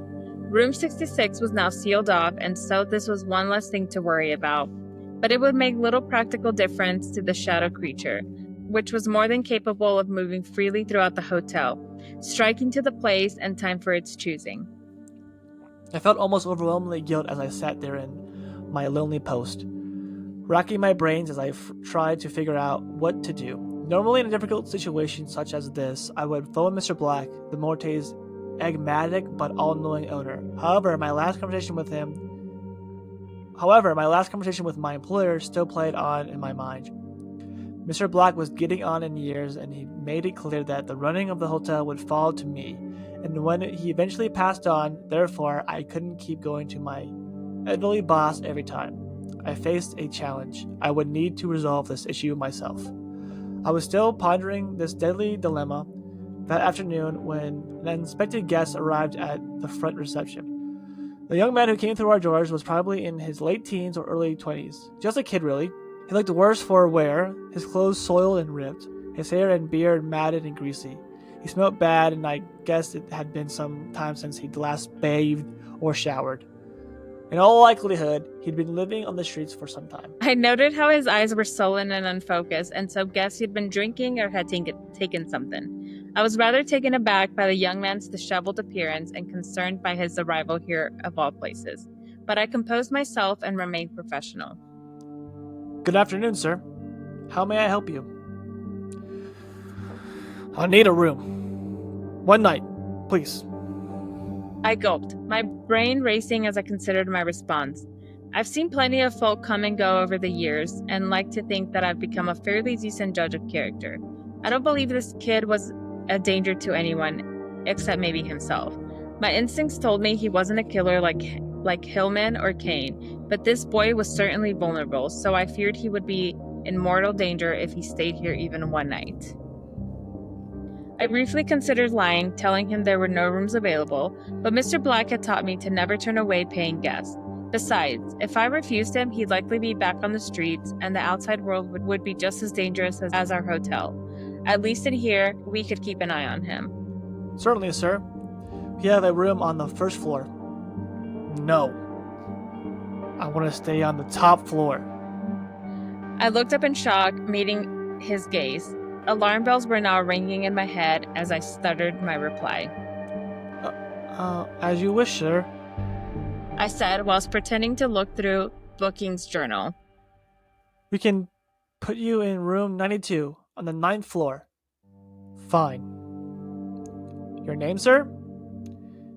Dave Smith. Another alias, I thought. But I wrote down his given name anyway. He paid up front in cash, setting down crumpled and dirty notes on my desk. I didn't ask where he'd gotten the money or why he wanted to stay on the top floor, but I'd already guessed his intent. With considerable reluctance, I pushed the room key across the desk and into his waiting hand. Enjoy your stay, sir. I muttered in a somber tone. Mr. Smith nodded his head curtly. I noted a terrible sadness in his tired eyes, and for a brief moment I'd hoped he changed his mind. But then he took a deep breath and marched towards the waiting elevator, summoning the lift as he ascended to the 9th floor. My heart sank as I watched him go. My anxiety levels had increased as I realized there was now an added urgency to stopping the shadow creature. The beast had a fresh target for tonight, and I doubted Mr. Smith would survive until daybreak unless we intervened. The trouble was, I still had no idea what to do, no plan in my head to stop the coming tragedy. And then I saw her out in the corner of my eye, a sudden appearance which made me jump. I quickly turned my head and saw her standing there in the dark corner of the lobby, staring at me across the void. Her green eyes were not filled with her usual reproach, but instead with pity and perhaps regret. Those eyes, once so full of youthful hope and wonder, but they'd seen so many horrors over the years, taking away her innocence, but still her spirit had not been broken, not entirely anyway. Despite everything, the young lady was compassionate and prepared to fight back against the evil which stalked our halls. It's back. You know that, right? Yes. I replied solemnly. We need to stop it. To save that kid. She stated firmly. I shook my head, breaking eye contact in shame. I don't know how. You do. You're stronger than you think. All you need is some help. I looked up in surprise, meeting her gaze. For the first time in years, my heart was not filled with regret and fear, but rather love and hope. The senorita hadn't said a kind word to me in a decade, until now. We need to meet. The senorita added. All of us, your people and mine. We can only defeat this evil if we work together.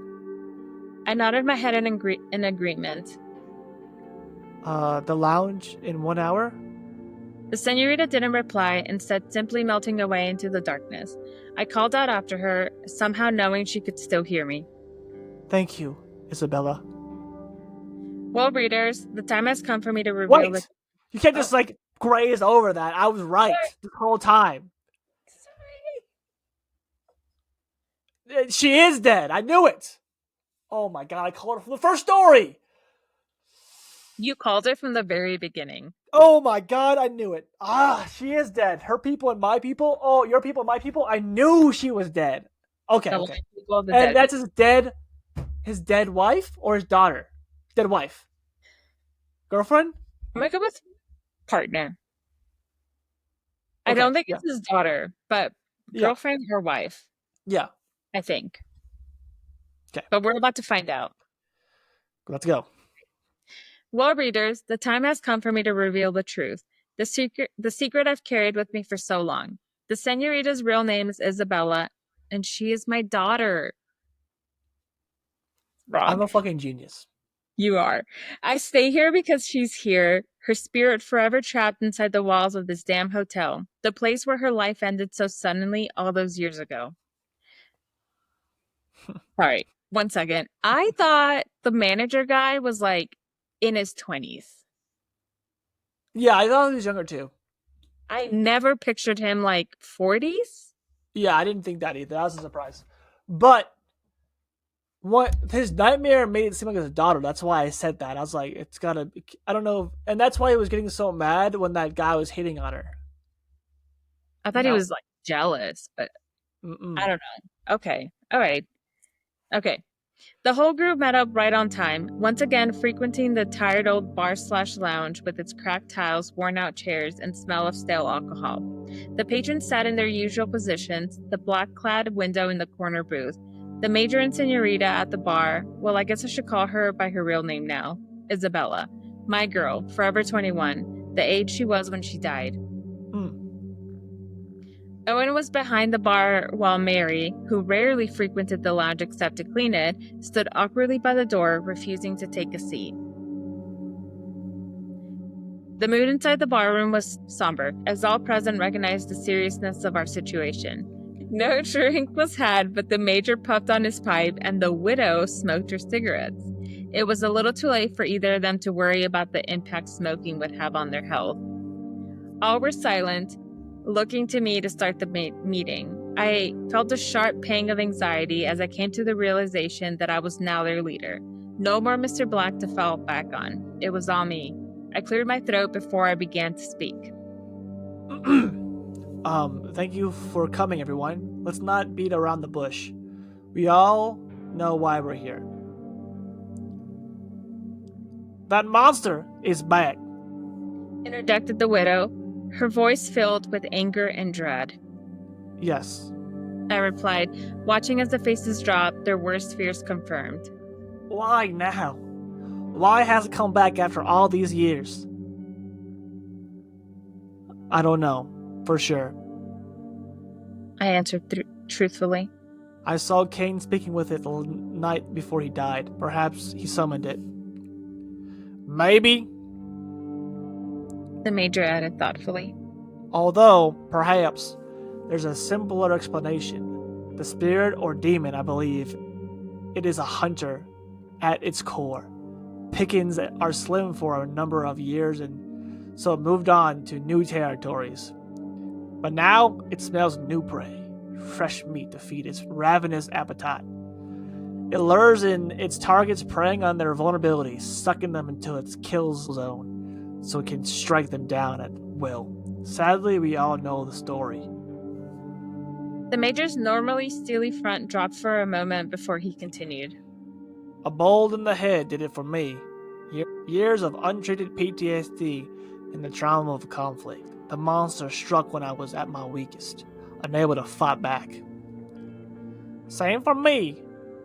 A bottle of pills downed in the bathtub not long after my husband died. And it made me hang myself, said Isabella, making eye contact with me as she did so. But you already knew that. So the monster's depression? Oh, shit! That's what I'm getting from it. Oh, I mean, the monster... Well, I don't think it's depression. I think the monster amplifies whatever emotion you're feeling, and it strikes when you're the weakest. So it could be any disease or anything. Lowest. Right? Because like PTSD isn't really depression; it's just post-traumatic stress disorder. Like the I don't know about Isabella if she was depressed or not, but the widow was depressed because her husband died, right? So she was sad. So it just whatever your weakness is, it just amplifies it and makes you do whatever, you know. It's really sad. Suddenly, the terrible images flooded back. The sight of my daughter's lifeless body in the hospital morgue, her pale skin and ice cold, the red rope marks still visible around her neck. My old life ended that day, and her death almost broke me. I came to the morgue to find answers, but instead discovered my daughter's spirit trapped here, unable to pass over to the next world. And so I stayed, trying in vain to reestablish some kind of a connection with my deceased daughter, and hoping to absolve my guilt for losing her in the first place. We all know how this monster operates. It's a liar, invading your psyche and discovering your worst fears and anxieties, telling you that there's no way out, no other choice but to end it all. She paused, sighing deeply before finishing the inner strength to carry on. It's too late for us, but we can still save that young man upstairs. The countless others who will surely follow him. But what can we do? Owen exclaimed from behind the bar. It's a damn shadow with no physical body. It's not like I can chop it to pieces with my meat cleaver. I almost laughed at the absurdity of it all, but knew our chef was right. Different enemies call for different tactics. The Major offered. Like what? This isn't a bloody war, you know. And with that, the barroom descended into anarchy, with everyone shouting over each other with their own opinions. I knew this was my moment to assert my authority, such as it was. I surprised them all by whistling as loudly as I could, the high-pitched sound filling the small barroom and instantly halting all other conversations. They all looked at me with a measure of respect as I made my speech. Listen, people. We know that the Morte can be hell on Earth, but it's also our home. This vile creature has invaded our hotel and turned it into its hunting ground. I don't know about you folk, but I'm not okay with that. We're a community, a family, living and dead. It makes no difference. We must work together to stop this monster. We have no choice. But how? Mary exclaimed. It's too powerful. It's not as strong as you think. Isabella proclaimed, taking my side for the first time in years. You only believe it's powerful because it preys on your weaknesses and insecurities. The truth is, the only strength it gains is from our pain and fear. Take that away, and it can't survive. Isabella met my eye, nodding and smiling as she passed the baton back to me. I can't describe how good it felt to have won back my daughter's trust. Isabella's right. But we need a plan, and it needs to happen tonight. We must act now and save that young man's life. And so we were all in agreement, but the hardest part was still to come. Over the coming hours, we made our plans and waited for nightfall. In order to battle the shadow creature, I needed to do something I swore I would never do again. Leave my bedroom between the dreaded witching hour between 3 and 4 a.m. This was the most dangerous time for the living to walk the haunted corridors of the Morte, but it was also when the creature did its hunting, so we had no option but to act.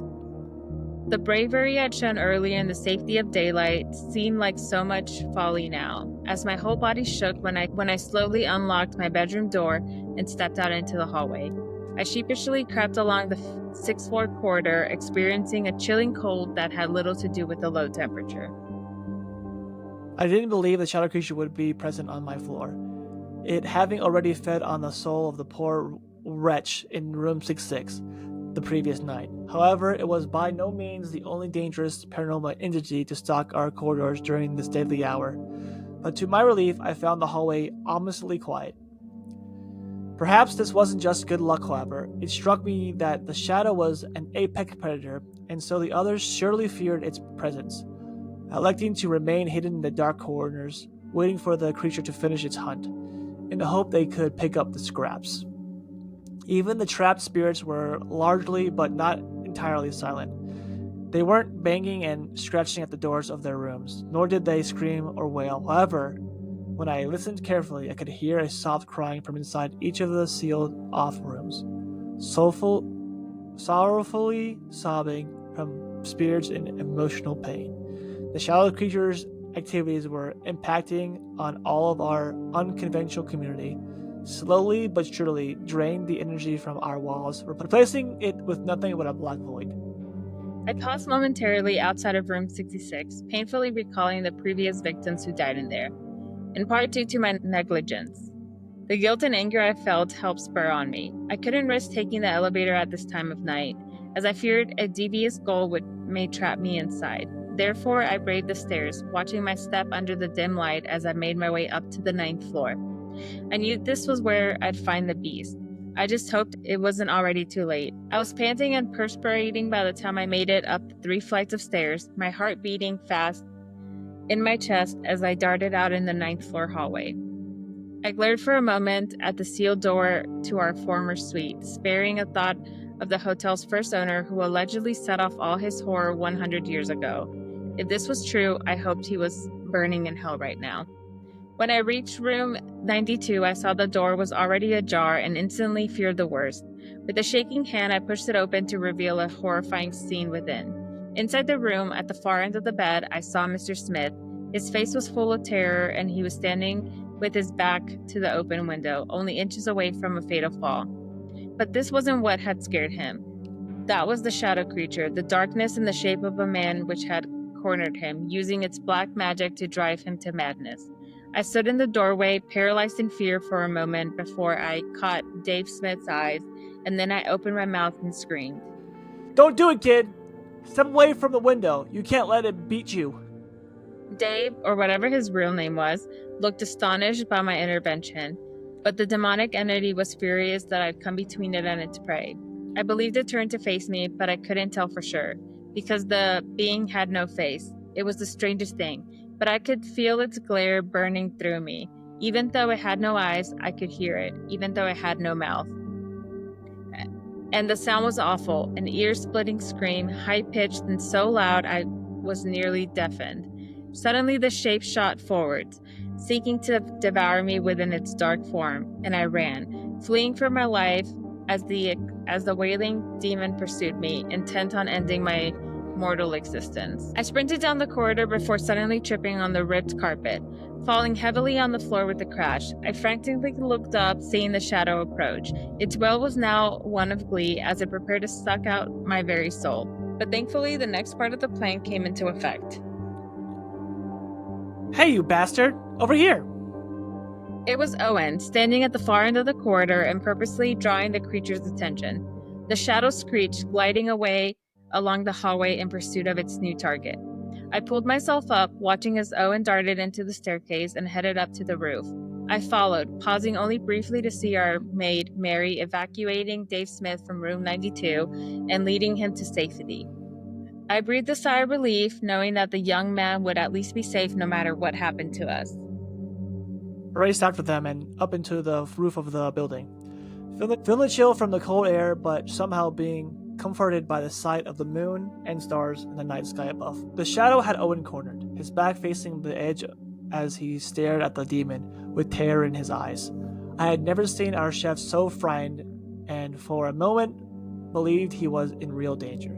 But the creature seemed less certain now. It was out in the open and no longer in its usual hunting grounds. It moved slowly and without its former purpose, giving Owen the chance to escape its deadly grasp.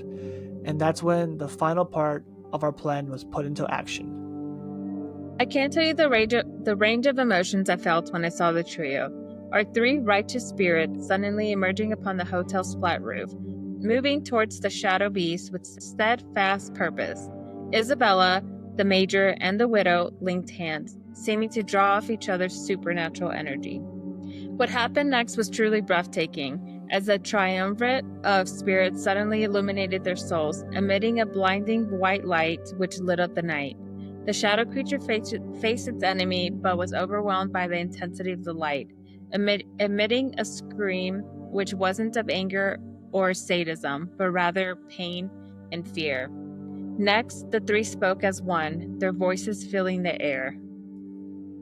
Begone, foul spirit, your time in our realm is over. The shadow had no answer. It screeched in agony as the white light surrounded it, crushing its form, and then it was gone, cast back to whatever hellish realm it had come from and leaving us standing under the stars. Their task done, the spirits unlocked their hands, and the bright light faded. All seemed exhausted by the effort, and I wondered what it had taken out of the trio to summon such immense power. Concerned, I looked to Isabella, but saw her shooting me a wink and a smile as she mouthed, See, I told you could do it. Still in a state of shock, I couldn't find the words to respond, but as always, it was Owen who brought us back to reality as he quipped. Well, that was quite the light show. Who's for a drink? In spite of myself, I burst out laughing, realizing that some things would never change. 15 minutes later, we were all sitting in the lounge, either calming our nerves or celebrating as we came to terms with all that had happened that night. Owen, Isabella, and the Major sat at the far end of the bar, toasting our victory against the shadow creature.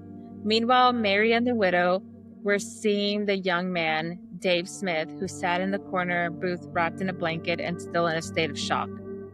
The older woman's maternal instincts kicked in as they talked him down with soothing words, offering him a medicinal drink to calm his nerves. We weren't doctors or psychiatrists, but would do what we could for the boy before sending him back into the real world. As for me, I sat alone, nursing a whiskey and feeling drained by the whole experience. I wasn't a natural eater, and despite the solidarity of my friends, I still felt isolated and lonely. At the top, we'd beaten this monster, or had at least banished it from our realm. But more would surely come, and I wondered how long I would have the strength to continue this fight. I vowed to quickly finish my drink and retreat back to my bedroom. But there was one last twist in the tale to come. As I made my way to the door, I found my path blocked by Isabella. She stood in the way, her dark green eyes filled with sympathy, although the expression on her beautiful face was deadly serious. "I think we need to talk," she stated in a matter-of-fact tone. I nodded meekly, letting her guide me over to the side booth hidden away from the rest of the bar. I felt nervous as I had no idea what my daughter would say to me. We sat facing each other, and Isabella maintained eye contact as we spoke. "You did well tonight." I shook my head in modesty. "I hardly did anything. You're the one who came up with the plan and carried it through. We work together, and I think we make a pretty good team." I experienced a flood of emotions in that moment, some good, others bad. There'd been this awful forced silence between us for that many years, and I had so much I wanted to say to my daughter. But now I had my opportunity, I couldn't find the words.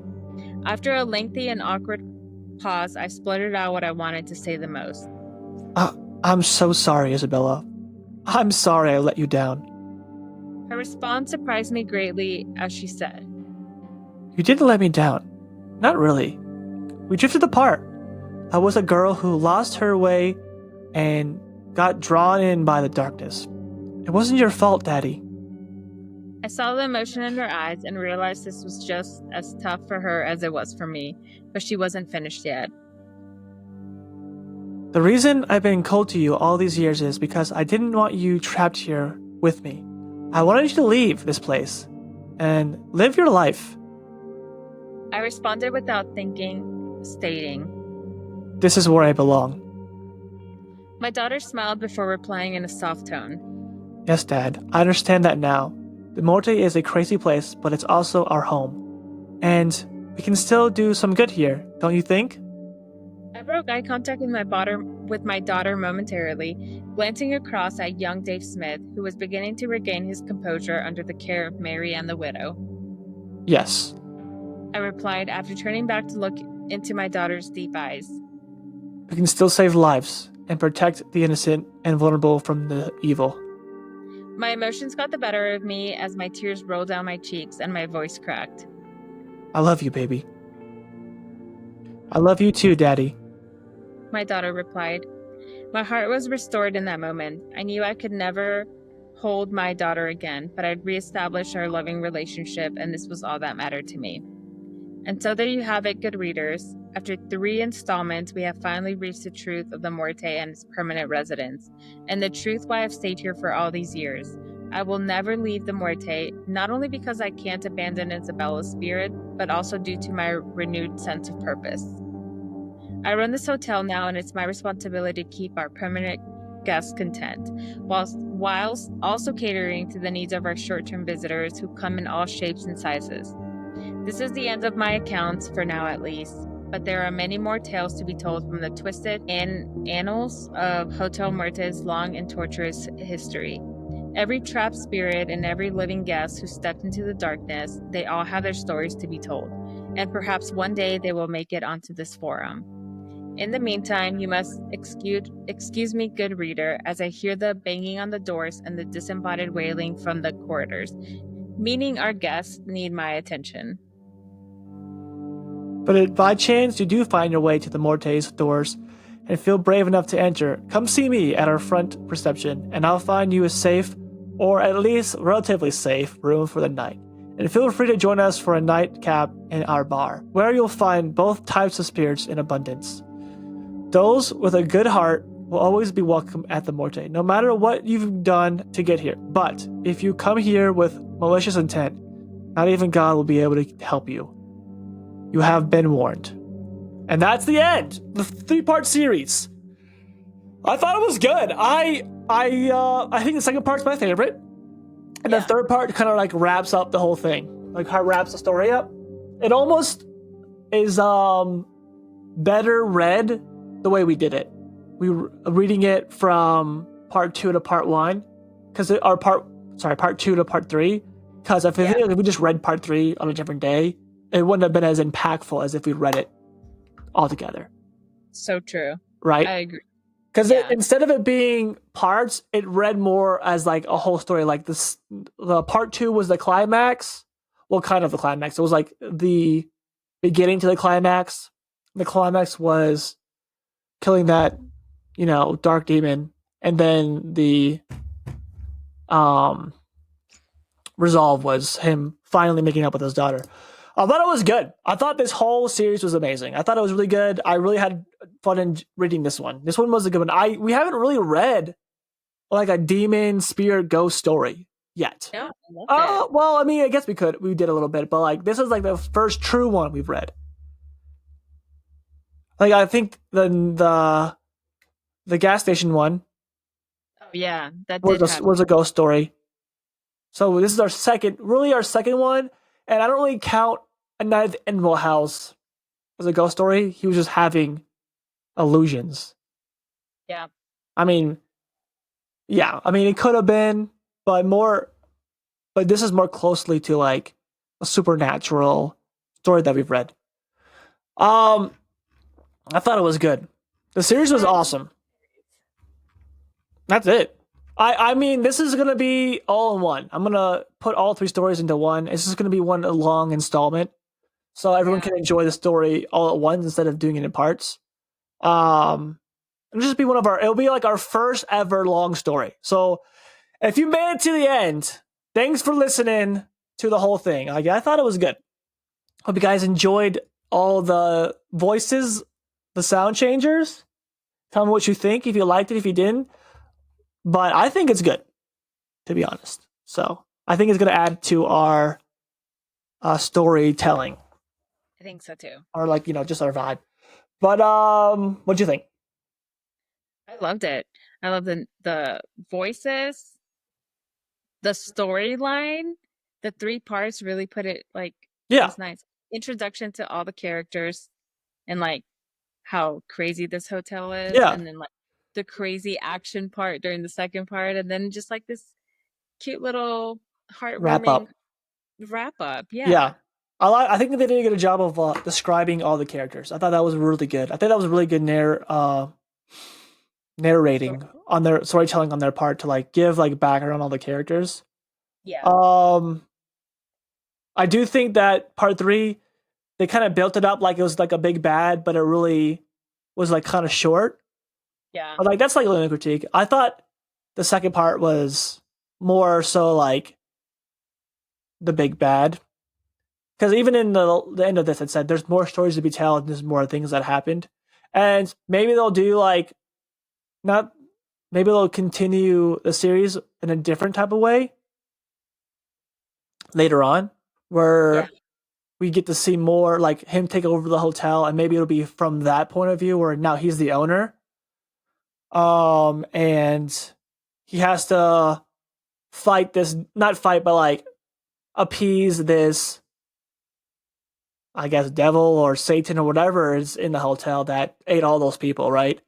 So maybe we'll get to see that. I would like to. Maybe it'll be like a years in the future, and like I'm now the owner of the hotel, and this is what happened. Like this is what, and it would be really cool if he becomes the owner and the hotel gets destroyed and releases all the souls so they can move on to the next life. That would be kind of a cool wrap up. And then obviously he'll be lonely, but at least he's going to be happy for everyone to like finally move on. Yeah. That would be a cool wrap up if they like, it was like 5 years later, 10 years later or something, you know, something weird, something like in the future. I thought that'd be cool. But then he'd never get to see his daughter ever again. Yeah, but like that's the point of the story though. I feel like that would be like more impactful because it would leave the reader like more sad, and then it'd be more impactful for the reader than it to be like a cute ending. I think tragedies are more impactful than happy endings. True. I agree. Right? But like there's really only two forms of storytelling. There's tragedy and comedies. And there's tragic comedies too. But a lot of times most stories end in tragedy. So I think it's more impactful that way. But other than that, I thought that was just good. Like I thought that the resolve was good. And they kind of leave it some room for future stories if they choose to do that, which is cool. So hopefully we see more. I did message the author, so hopefully we get a message back from them on a collaboration or just them doing more stories or whatever, letting us know. But yeah, I have something. I do want to say something because I do want to do this in the future for future podcasts. I think we should make a goal here, and for the viewers to see. I really want to do a live reading at some point. I think we should make a goal for us and the viewers to reach that. Like if we have a certain amount of comments, a certain amount of interactions, and a certain amount of subscribers to do that, right? So like we're at 1,040, and that's a good amount, but I think we need maybe 1,500 or 2,000, and then more comments and more interactions, and then we'll do our first live reading. I think that would be cool. What do you think about that? You look nervous. I am, but good. Yeah. But like, yeah. I do want to do a live reading eventually. I think that'd be a kind of a cool like maybe on a Friday night or whatever night works best for you to do pick once a month or so we do like a live reading on a Friday or something. Or yeah, something like that. So we can like interact with the viewers, read the story and read the chat, etc. So I think that'd be cool. Yeah. She's scared, but she's not a streamer. I have a second channel that I do live streaming with. So I've been doing it for a pretty long time. So I'm used to it. But we gotta get you christened. We gotta get you baptized in live streaming. Yeah. But as for the future, I think we need to build up just a little bit more. We have a lot of subscribers, but we don't have enough commenting for me to do the live. Once we have enough commenting and enough interaction and like stuff like that, then we'll pull a trigger on that. But that's up to you guys. Like you guys need to comment or get your friends involved. The more involved you are, the more likely the goal will happen. So I'm putting a lot on the viewer. We have a lot on ourselves too because we got to keep making good content, but it's also all on the viewer. Like if we see an uptick, then we'll move on with that. But other than that, great stories, good series. I hope everyone enjoyed. Let us know and go hit our Discord up. See, we do read suggestions. We read a few stories that were suggested by us that have been posted. And we do like seeing that because if you suggest it, we'll read that one right away. Like that takes priority over the ones that we pick. So we will pick stories, but ultimately, if you suggest stories, we'll read that one. That will take priority over the ones that we suggest. So most of the time, if it's a bad story, it's not gonna get posted. Suggestions on Discord and Instagram and TikTok. Yeah, any of our social platforms. Comment on YouTube. Yeah, any of our social platforms that you suggest. Doesn't have to be on Discord. You can literally comment here like, hey, this story was cool, and I read every comment. And I do reply back to almost everyone. Some of them I don't reply back to because it's like a statement or like doesn't really have like a reply to it. It's like, you know, a thumbs up or a heart. But yeah, so thank you for watching. I'm gonna let you go, and as always, Sleep well tonight. And if you ever find yourself at a haunted hotel, make sure you lock your doors. Good night.